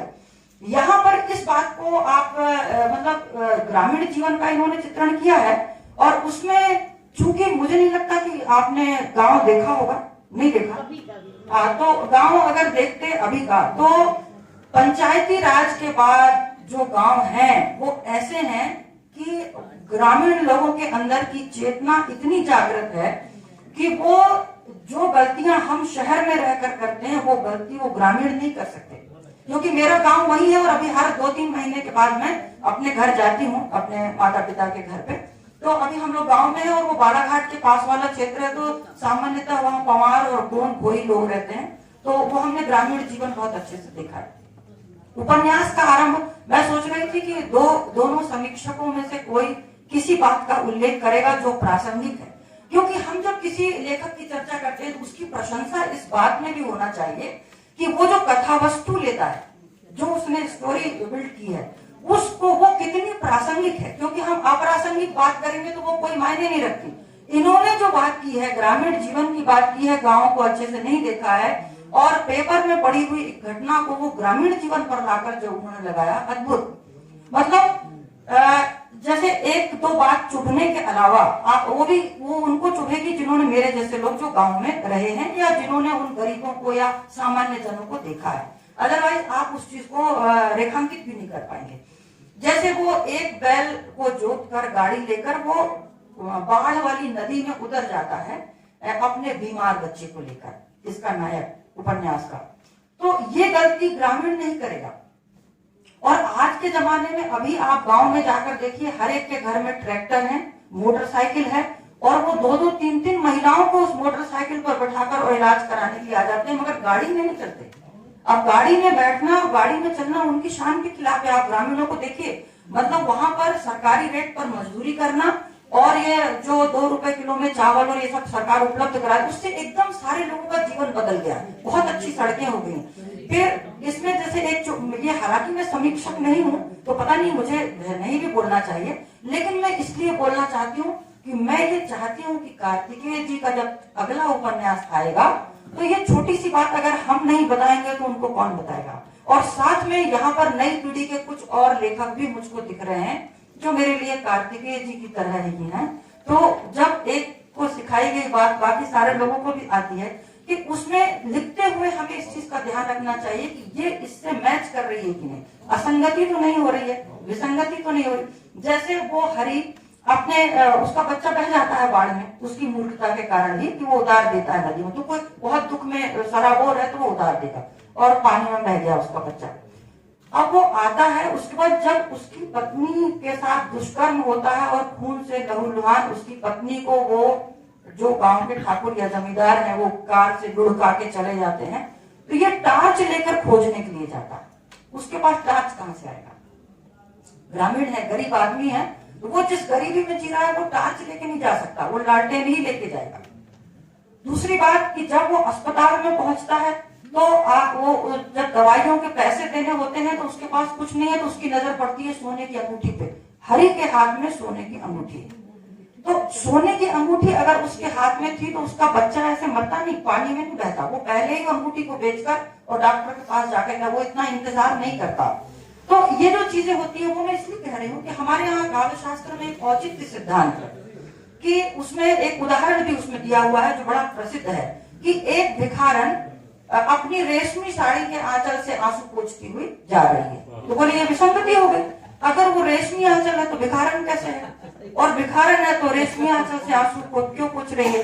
तो ये चीज हो जाती है कि अगर वो गरीब है और इस तरह जीवन मृत्यु का प्रश्न जहाँ उसके बच्चे के साथ बन रहा है तो वो सोने की अंगूठी पहना नहीं रह सकता विवाह की, और उसके घर में लालटेन के अलावा टार्च हो, क्योंकि टार्च के लिए सेल चाहिए, सेल के लिए पैसे चाहिए, और वो उसके पास जब उसके पास खाने के पैसे नहीं है, एक दिन काम करता है तो 2 दिन का अनाज लाता है। ये भी आजकल नहीं हो सकता। क्यों? क्योंकि आजकल सरकारी रेट पर पैसा ही इतना मिलता है कि वो और मुफ्त में 2 रुपए किलो में चावल, और कि वो आराम से 4 दिन में, हमने अपने गांव में देखा है ना, इसलिए कह रही हूँ कि 1 हफ्ते वो अगर काम करते हैं तो 2 महीने का राशन उनका बड़े आराम से जुटता है, और रोज इतना मुर्गा मछली खाते हैं कि जितना सामान्य कमाने वाला भी नहीं खाता होगा। और इसलिए जब हम उनको काम के लिए बुलाते हैं तो वो सीधे मुंह बात नहीं करते। तो सवाल यह है कि प्रेमचंद का प्रभाव मैं इसको नहीं मानती हूँ, तो कार्तिकेय जी की अपनी सोच बहुत अच्छी है, उन्होंने उस चीज को लिया है। यहाँ पर वो थोड़ा सा क्या चूक जा रहे हैं कि उसमें संगति बिठाना, कि यहाँ पर हम कथानक में हम किस चीज का उल्लेख ना करें तो वो बिल्कुल लगेगा कि हाँ ऐसा तो होता ही है। जैसे जब वो उस स्त्री को प्रेमिला को फेंकता है लहूलुहान हालत में, इस दृश्य को पढ़ते ही रोंगटे खड़े हो जाते हैं मेरे, और मुझे दिल्ली का वो घटनाक्रम याद आ जाता है जिसमें चलती बस से लड़की को लुढ़का दिया गया था, जिसमें ऑटो से ड्राइवर फेंक देते हैं। और आप सोचिए भाई साहब, आप सभी लोग, कि उस जमाने में प्रेमचंद के समय में, यानी आज से 100 साल पहले 1922-26 में तो उनकी मृत्यु हुई थी, तो 100 साल पहले ये काम केवल इस तरह के जो गलत कार्य हैं वो ज्यादातर ठाकुर और जमींदार लोग करते थे। और आज ऑटो वाला, बस का ड्राइवर, टैक्सी का ड्राइवर, सब्जी वाला, खुदाई वाला, आपके घर में जो काम करने आना, आपके घर के सामने जो सड़क झाड़ने वाला, कोई भी इस प्रकार के कार्य करता है कि किसी भी छोटी सी बच्ची, 6 साल की बच्ची से लेकर 90 साल की बूढ़ी स्त्री तक सुरक्षित नहीं है वर्तमान समय में। तो मैंने ये जो बात कही है वो इसलिए कही है कि देखिए, जब विसंगतियां और बुराइयां 100 साल के बाद भी प्रासंगिक बनी रहे तो उससे ज्यादा दुर्भाग्यपूर्ण किसी भी राष्ट्र के लिए कोई और चीज नहीं हो सकती। चाहे आप कितनी भी शिक्षा दे रहे हो, कितनी भी अच्छी शिक्षा दे रहे हो, कितनी भी सुविधाएं आप समाज को दे रहे हो, लेकिन एक प्रश्न चिन्ह तो लगेगा ही लगेगा कि आप तकनीकी में और विज्ञान में इतनी तरक्की कर रहे हैं, लेकिन मनुष्य जिसके लिए आप वो विज्ञान और तकनीकी से साधन जुटा रहे हैं, वो मनुष्य कैसा बना रहे हैं? डिग्रीधारी जो शिक्षित है वो भी अशिक्षित की तरह, कुसंस्कारी की तरह व्यवहार कर रहा है। तो जब ये 100 साल बाद भी अगर ये बुराइयां और ये विसंगति समाज में आज भी प्रासंगिक है, तो ये हम सारे भारतवासियों का, हम दूसरे राष्ट्र को क्या कह सकते हैं, उन पे हमारा कोई जोर नहीं है, हम अपने भारत की बात कह सकते हैं। ये हमारे राष्ट्र के लिए इससे बड़ा दुर्भाग्यपूर्ण और कुछ नहीं हो सकता कि हालात प्रेमचंद के काल से आज 100 गुना ज्यादा बदतर है। पहले भ्रष्टाचार एक जमींदार और ठेकेदारों तक ही सीमित रहता था, राजाओं के काल में राजाओं तक सीमित रहता था, उनके जो मुनि होते थे ज्यादातर वो करते थे भ्रष्टाचार। लेकिन आज आप देखिए कि ऐसा कौन सा क्षेत्र है कि जिसमें किस स्तर पर भ्रष्टाचार नहीं हो रहा। यानी अगर आप किसी एक टेबल पर जाएं तो उस टेबल से जुड़े ऊपर के सारे टेबल और उस टेबल से जुड़े नीचे के सारे टेबल आपको भ्रष्टाचार में लिप्त मिलेंगे। आप किस किस से लड़ेंगे? आप नहीं लड़ सकते। और ऐसी स्थिति में हमारे अंदर एक बहुत ही व्यवस्था का भाव, एक हार जाने जैसा भाव जागता है कि अब हमसे कोई कुछ संभव हमसे नहीं है। लेकिन फिर मैं एक प्रश्न मेरे दिमाग में आता है कि ये सब जो हम कर रहे हैं वो कौन? हम जनता, हम ही तो कर रहे हैं। अगर सरकार नियम बनाती है या अगर कोई कानून बनता है तो उसके भ्रष्ट तरीके से उसका उपयोग करना या उसको भ्रष्टाचार के मार्ग पर ले जाना, ये कौन करता है? हम करते हैं। भाई आपके जो कलेक्टर है वो हम हैं, जो कमिश्नर है वो हम हैं, जो डॉक्टर है वो हम हैं, जो टीचर, आम जनता ही है ना, वो सभी आम जनता है और हर जगह भ्रष्टाचार है। तो आप किसको कौन उपदेश दे रहा है? कौन किसको सुधारने की कोशिश कर रहा है? बेहतर यही है कि हमारे लिए एक ये समय आ गया है अब बोलने का कि बोलकर आप छुट्टी नहीं पा सकते।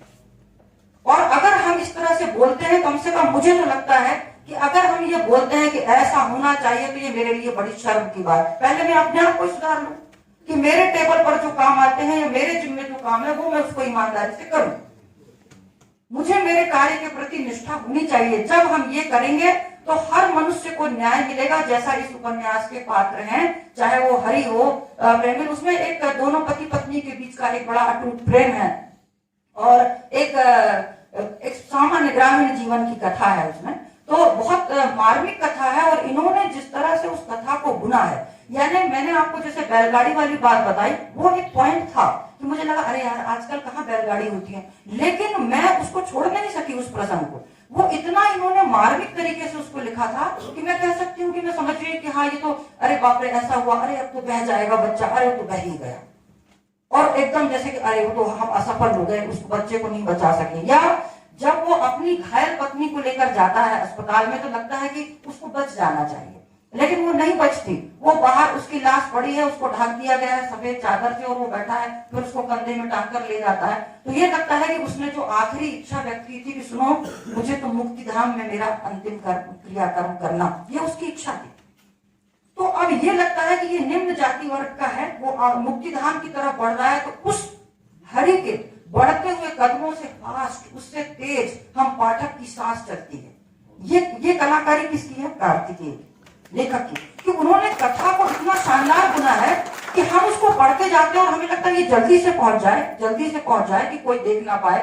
फिर वो लेकर जाता है मुक्ति धाम में, लगता है अरे जल्दी से ये अग्नि क्रिया, इसकी अंतिम क्रिया संपन्न हो ताकि कोई आ ना जाए। यानी वो लकड़ियां बीनता रहता है तो लगता है अरे कितनी देर लगा रहा है लकड़ी बीनने में, जल्दी से लकड़ी बीन करो, काम शुरू करो, कहीं कोई उच्च जाति वर्ग का आ गया, इसका काम रुकना। यानी उस हरि की जीत हमारी जीत बन जाती, पाठक की जीत। और ये जो तादाद में स्थापित करने की जो कला है वो श्रेष्ठ रचनाकार के अंदर होती है। और मुझे बड़ा गर्व हो रहा है ये सोचकर कि कार्तिकेय शास्त्री, अब तो देखिए हम लोग ऐसे अवसरवादी लोग हैं कि कार्तिकेय शास्त्री पर अब गर्व करना है तो हमारा भतीजा काव्य शास्त्री कार्तिकेय शास्त्री जो है वो बिल्कुल शास्त्रीयता के नियमों के अनुसार चलता हुआ इतनी सुंदर रचना कर रहा है कि पाठक के साथ अपनी रचना का तादाद में ऐसे स्थापित कर देता है कि लगता है कि जैसे उस जो नायक है उसका, उस नायक की हार और जीत हमारी हार और जीत बन जाती है।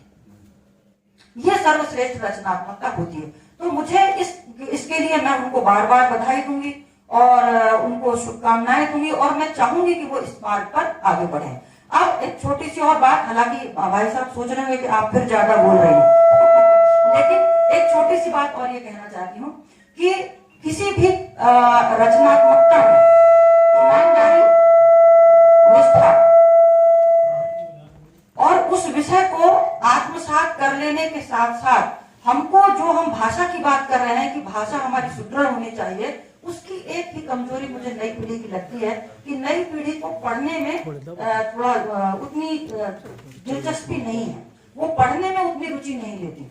तो अगर हमें हिंदी के उपन्यास लिखना है तो हिंदी के अन्य लोगों के उपन्यासों को, अन्य लोगों के जरूरी नहीं कि उपन्यास ही पढ़ें, आप कोई बहुत अच्छी कहानी, बहुत अच्छे निबंध, जो भी रचनाएं आपको मिलती है उनको पढ़ें, ताकि उसको पढ़ने से आपके अंदर शब्द भंडार इकट्ठा होता है। और मैं आपको ये भी बता दूं कि द नाइट आउट ट्रेन का उपन्यास है, वो मुझे पहले नहीं मिला था, अभी इसी उपन्यास के साथ वो मिला, तो मैं उसको पढ़ना मैंने शुरू किया। जस्ट 60 पेज पढ़े हैं मैंने, लेकिन वो इतना सरल सहज भाषा में लिखा गया है कि मेरे जैसे हिंदी मीडियम वाले होने के बावजूद भी मुझे उसका पूरा अर्थ समझ में आ रहा है। और मैंने ये देखा कि भले ही वो 4 लड़कों की बाहर घूमते हुए उनकी अभिव्यक्ति है, उनकी सोच है, उनको उनकी चाह, उनकी कामना है उसमें, लेकिन उसमें बीच बीच में कोई ना कोई लड़का जीवन का इतना गहरा अर्थ प्रकट कर देता है अपनी बातों में, कोई ऐसा तत्व प्रकट कर देता है, हमें लगता है अच्छा युवा पीढ़ी ऐसा भी सोचती है,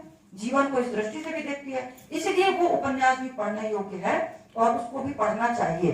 अब यहाँ उपन्यास के रचनात्मकता, उसकी भाषा, इन सारी चीजों की बात होने के बाद मैं ये कहना चाहती हूँ कि अंग्रेजी और हिंदी इन दोनों भाषाओं के का ज्ञाता तो हमें होना ही चाहिए, क्योंकि दूसरी भाषाओं के उपन्यास भी अगर हम पढ़ें तो हमारा जो ज्ञान है वो समृद्ध होता है। और इनके अनुवाद भी, जैसे दीदी ने कहा कि वो उनके अनुवाद होना चाहिए, दोनों किताबों के वो भी होने चाहिए। लेकिन ये बार बार मैं आप सबसे निवेदन करूंगी कि सिर्फ भाषण देने और व्याख्यान देने तक ही हम सब, क्योंकि हम सभी देते हैं भाषण, किसी न किसी मंच पर कोई ना कोई व्यक्ति कभी न कभी विराजमान होता ही है, इसीलिए हमें ये सोचना जरूर चाहिए कि हम क्या कर रहे हैं और हम क्या बोल रहे हैं। अगर हमारे बोलने और हमारे करने दोनों में अंतर है तो दूसरा चाहे हमें किसी भी दृष्टि से देखे, लेकिन हमारे अपने लिए वो बड़ी लज्जा की बात होती है कि हम जो कहते हैं वो हम करते नहीं है। और अब मैं अपनी बात यहाँ समाप्त करूंगी, क्योंकि मुझे घड़ी दिखाया जाने लगेगा। आप सब ने मुझे धैर्यपूर्वक सुना, इसके लिए आपको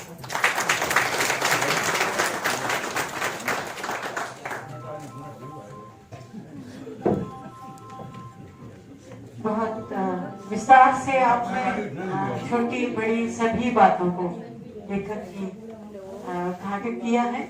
मेरा धन्यवाद स्वीकार कीजिए। और अब अध्यक्षीय उद्बोधन के लिए मैं डॉक्टर चंचला दवे जी को बहुत सम्मान के साथ आमंत्रित कर रही हूँ। कृपया आए और अपनी बात सदन के साथ साझा करें।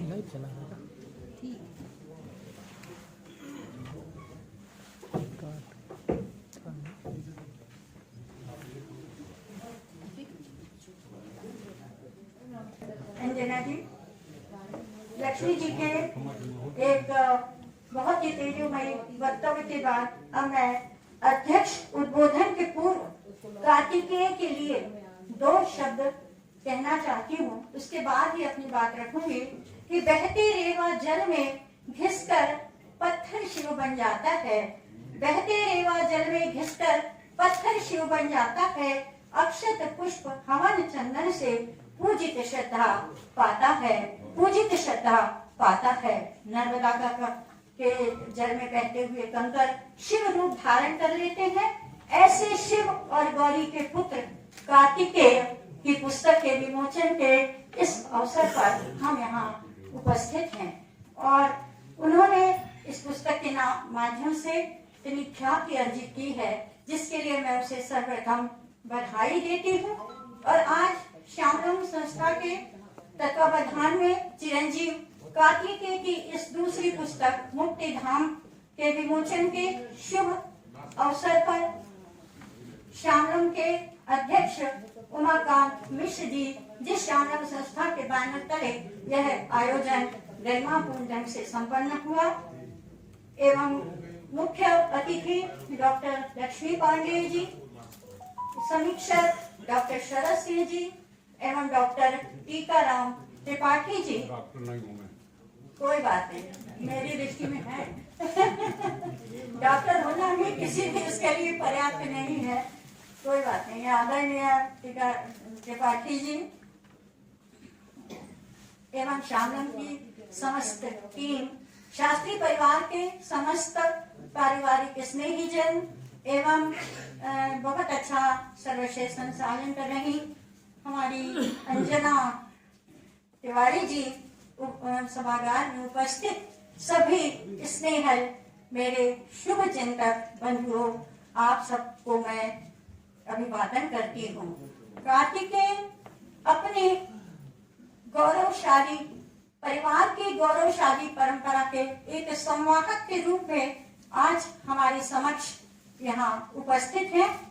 दुबई की धरती पर रहते हुए भारत की भूमि को उन्होंने अक्षुण्ण रखा है, अपनी संस्कृति को, अपनी परंपराओं को भी वहाँ जीवंत रखते हुए उन्होंने आज जो यह उपन्यास हिंदी में रचा है वह प्रेमचंद को समर्पित है, अपनी पत्नी को समर्पित है और अपनी माँ को समर्पित है। क्योंकि यह पुस्तक प्रेमचंद को समर्पित है तो निश्चित ही प्रेमचंद से वो प्रभावित भी लगते हैं। और मैंने जब उपन्यास पढ़ा तो मुझे ऐसा लगा मैं प्रेमचंद का भी कोई पुराना उपन्यास पढ़ रही हूँ, क्योंकि मैंने हिंदी साहित्य में प्रेमचंद के बहुत सारे उपन्यासों को, गबन, गोदान, निर्मला, सेवा सदन, बहुत सारे उपन्यासों को पढ़ा तो निश्चित ही वो उससे प्रभावित लगते हैं। समस्याएं प्रेमचंद ने की थी, वही समस्याएं आज भी कहीं न कहीं विद्यमान हैं। भारत की उन्नति हुई है, प्रगति हुई है और उतनी समस्याएं नहीं हैं, परंतु वो उस समय प्रासंगिक था और आज बहुत सारा बदलाव हमारे देश में हुआ है। शोषक एवं शोषित, वही छुआछूत की भावना और बेमेल विवाह आज भी हम ग्रामीणों में देखें तो बाल विवाह होते हैं, बहुत सारे बाल विवाह होते हैं और पुरुष बहुत अधिक उम्र का होता है और हम पेपरों में, समाचार पत्रों में भी देखते रहते हैं। परंतु आज बहुत परिस्थितियां बदल गई है, छुआछूत की भावना भी बहुत अधिक कम हो गई है आज की दृष्टि में। और लेखक जब भी कुछ सृजन करता है उसके अचेतन मन पर जीवन में घटित अनुभव भी होते हैं। कहीं न कहीं जब वे हमारी चेतना को झकझोरते हैं तब ही फुर्सत के क्षणों में हम कुछ लिखते हैं और मुक्तिधाम जैसा उपन्यास हमारे समक्ष सामने आता है। समय के इस निर्दयस्थ दौर में बाजारवाद ने आदमी के संवेदना जगत को शत विकसित करते हुए उसे एक खंडहर में तब्दील कर दिया है। खुदगर्ज, फरेबी, दिखावा और महज औपचारिकताएं अब हमारे जीवन की पहचान बनती जा रही है। अपने हानि लाभ और व्यक्तिगत स्वार्थ संबंधों के सिमटते दायरे में हम कैद होकर के रह गए हैं और शाश्वत मूल्यों की जमीन हमेशा सिकुड़ती जा रही है। हम खुद भी देखते हैं हमारे परिवार में पुराने जमाने में, पिताओं के जमाने कितने संबंध थे, महीना लोग आकर के बुआएं रहती थी, चाचा रहते थे। अब 2 दिन के लिए भी जाना पड़ता है तो वो कहते हैं फोन करके आइएगा, हमें फोन करके जाना पड़ता है। वहां जाते ही हमें लगता है कि कब हम अपने घर वापस लौट जाएं। कार्तिकेय जी ने मुक्तिधाम में प्रेमचंद के बाद पलायन की बात रखी है। निम्न वर्ग के संघर्षों का, उसकी लाचारी और दयनीयता का भी उन्होंने चित्रण बखूबी किया है, जो हमारे मन को बहुत आंदोलित करता है। संघर्ष कब नहीं था, संघर्ष हमेशा से हमारे जीवन में रहा है, केवल उस संघर्ष का स्तर बदल गया है।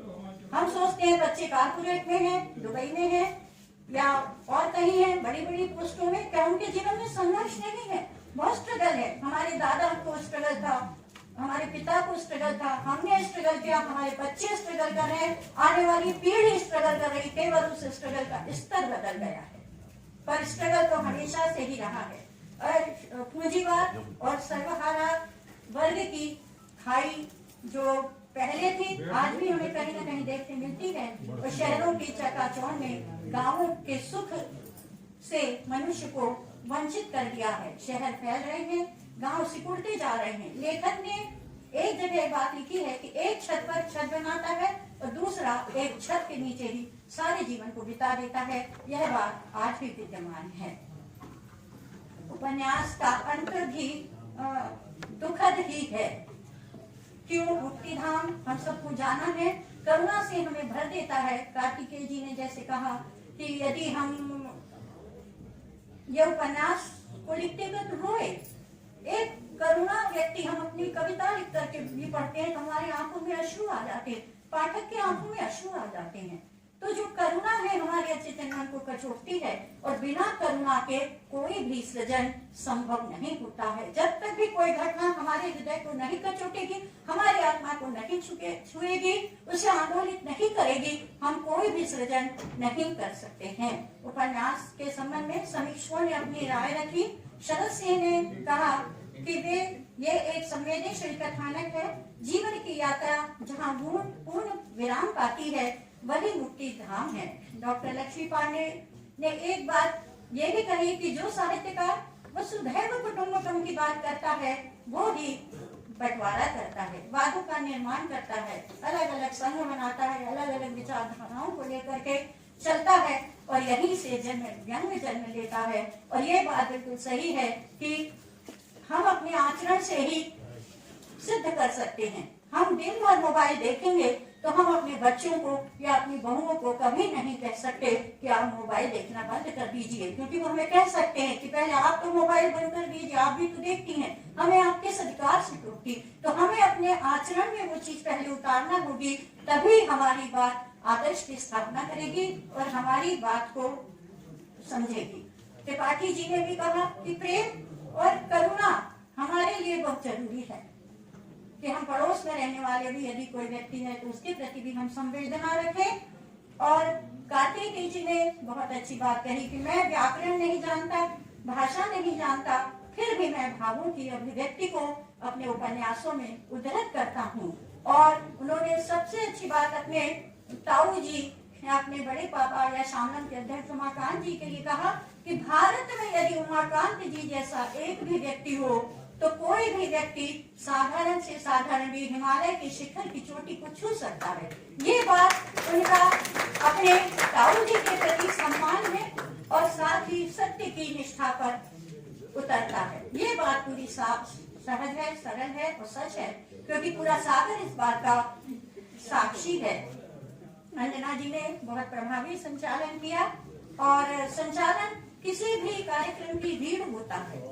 जो सारे कार्यक्रम को अपने दायित्व को उन्होंने बहुत ही निर्वाह किया और अपने दायित्व का निर्वाह करने में वो बहुत ही पारंगत है और अपने अध्यक्ष की आसनी मुझे प्रदान की, इसलिए भी मैं आप सबकी बहुत बहुत आभारी हूँ, बहुत बहुत शुक्रगुजार हूँ कि आपने मुझे सुना। हार्दिक धन्यवाद। और इसके साथ मैं कार्तिकेय जी को पुनः बधाई देती हूँ कि जैसा लक्ष्मी जी ने कहा कि अब वो, और शरद जी ने भी कहा कि अगली आने वाली किताब को अपनी दृष्टि से देखें, प्रेमचंद के मोह से थोड़े से दूर होकर के थोड़ा सा अपना उसको लेकर के एक नया उपन्यास रचें, समसामयिक परिस्थितियों को लेकर के रखें। देश में बहुत कुछ है, प्रेमचंद के बाद भी एक से एक उपन्यासकार हुए हैं और है कि घटकार रौनका मिट्टी को तब चिकना घट बन पाता है और जड़ी बूटियां कट पिसने पर ही व्याधि हरण रस छनता है, व्याधि हरण रस छनता है। इसी प्रकार मैं बस इतनी बात रखती हूँ। आप सबका हार्दिक आभार, बहुत बहुत धन्यवाद।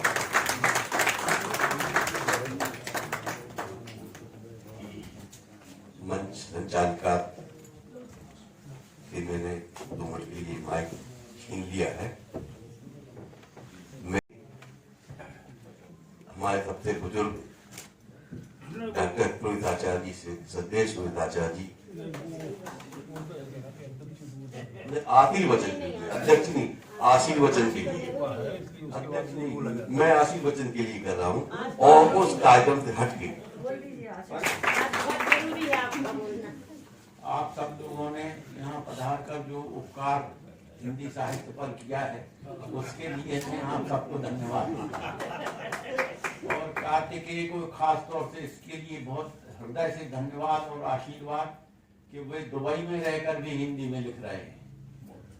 ये बड़ा कठिन काम है। मैं अगर दुबई चला जाऊं तो हो सकता है उर्दू में या अरबी में लिखने लगे।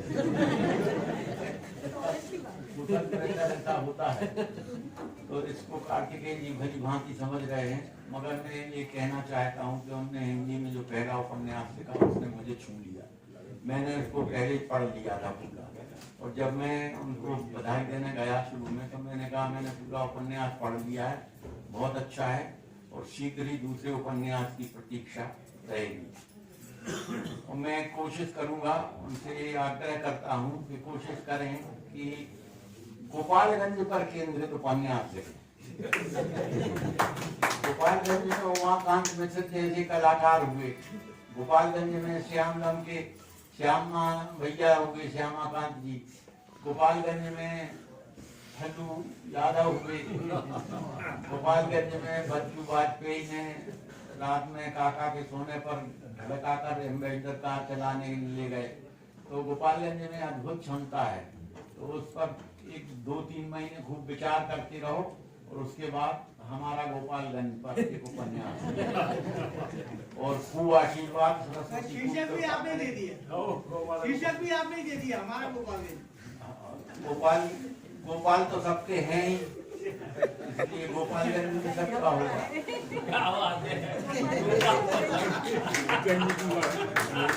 भारी आशीर्वाद, खूब भगवान कृपा करें और सरस्वती सदा दाहिनी बनी रहें।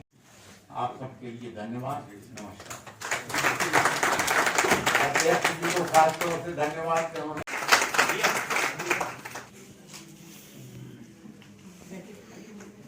नमांजिमिश कार्यक्रम के अध्यक्ष डॉक्टर चंद स्मृति चिन्ह भेंट करने की कृपा करें।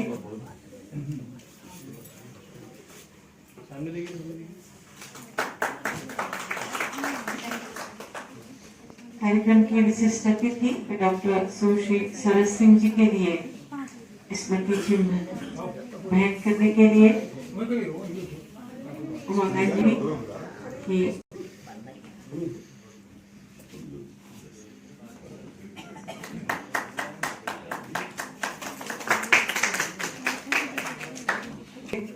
प्रिया त्रिपाठी जी के लिए स्मृति चिन्ह भेंट करने के लिए मैं उमाकांत जी मिश्र और भाई कपिल वैसाख जी से निवेदन करूंगी, उन्हें स्मृति चिन्ह भेंट कर उनका सम्मान करें।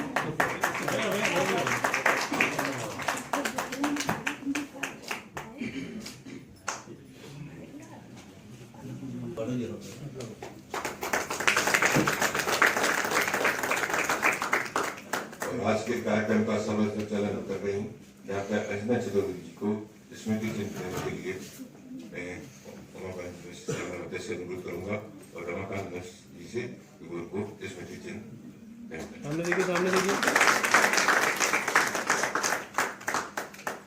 इसके बाद में आभार व्यक्त करने के लिए संतोष पाटिल जी को डॉक्टर हम लोगों ने स्थापित किया है।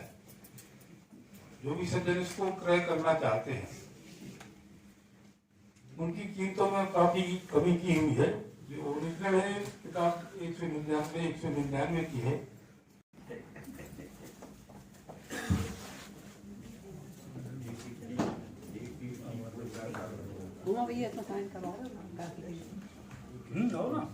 हमने ले लिया तो आओ ना, तो उधर दो लेते हुए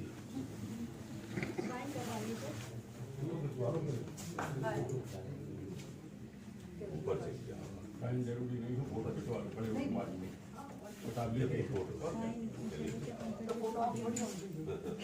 मेरे भेज देना आप दे दी ना आपके साइन दे दी कैसे किताब करना है ना, पैसा निकाल लो तिवारी लिखवा पैसा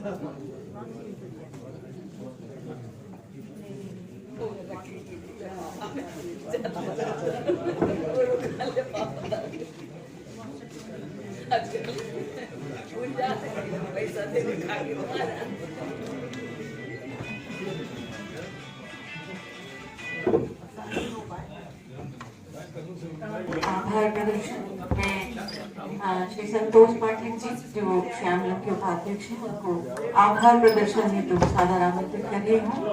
कृपया आए और सदन के प्रति आभार व्यक्त करें।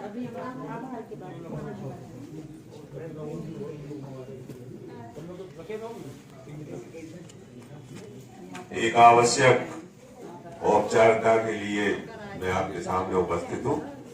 नमस्कार मंच पर बैठी हुई विभूतियों का, सामने बैठे हुए हमारे सागर के साहित्य समाज का।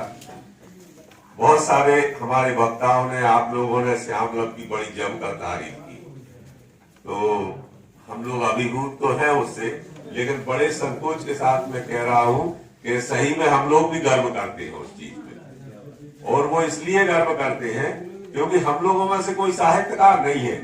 हम सारे लोग जो है सिर्फ ये ट्रे उठाना और ये सारी चीजें और जमाना और ये सब करते रहते हैं हम लोग, और वास्तव में हम लोग साहित्य सेवा तो करते हैं और उस चीज पे हम लोगों को गर्व भी है।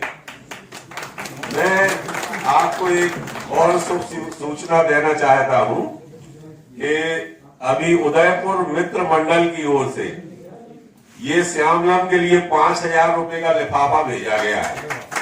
तो मुझे लगता है कि हमारी सुगंध इस स्टेट से बाहर भी जा रही है, और जो ये लिफाफा लेके आए हैं उन्होंने अपना नाम बताने से मना किया है। तो इन सब चीजों पे गर्व आपको भी और हम लोग किसी को भी होना चाहिए, तो वो गर्व हम लोगों में है। दूसरे, अब जिस काम के लिए मैं यहाँ आया हूँ वो मैं पूरा करता हूँ। नमस्कार सभी लोगों को, आप सभी को, मंच पर बैठी हुई विभूतियों को। आदरणीय लक्ष्मी पांडे जी का मैं आभारी हूँ। बहुत ही अच्छे शब्दों में और छिद्रानिवेश करते हुए उन्होंने उपन्यास की समीक्षा प्रस्तुत की, और मैं समझता हूँ जो कार्तिकेय के लिए आगे आवश्यक भी है, तो उनका मैं आभार व्यक्त करता हूँ।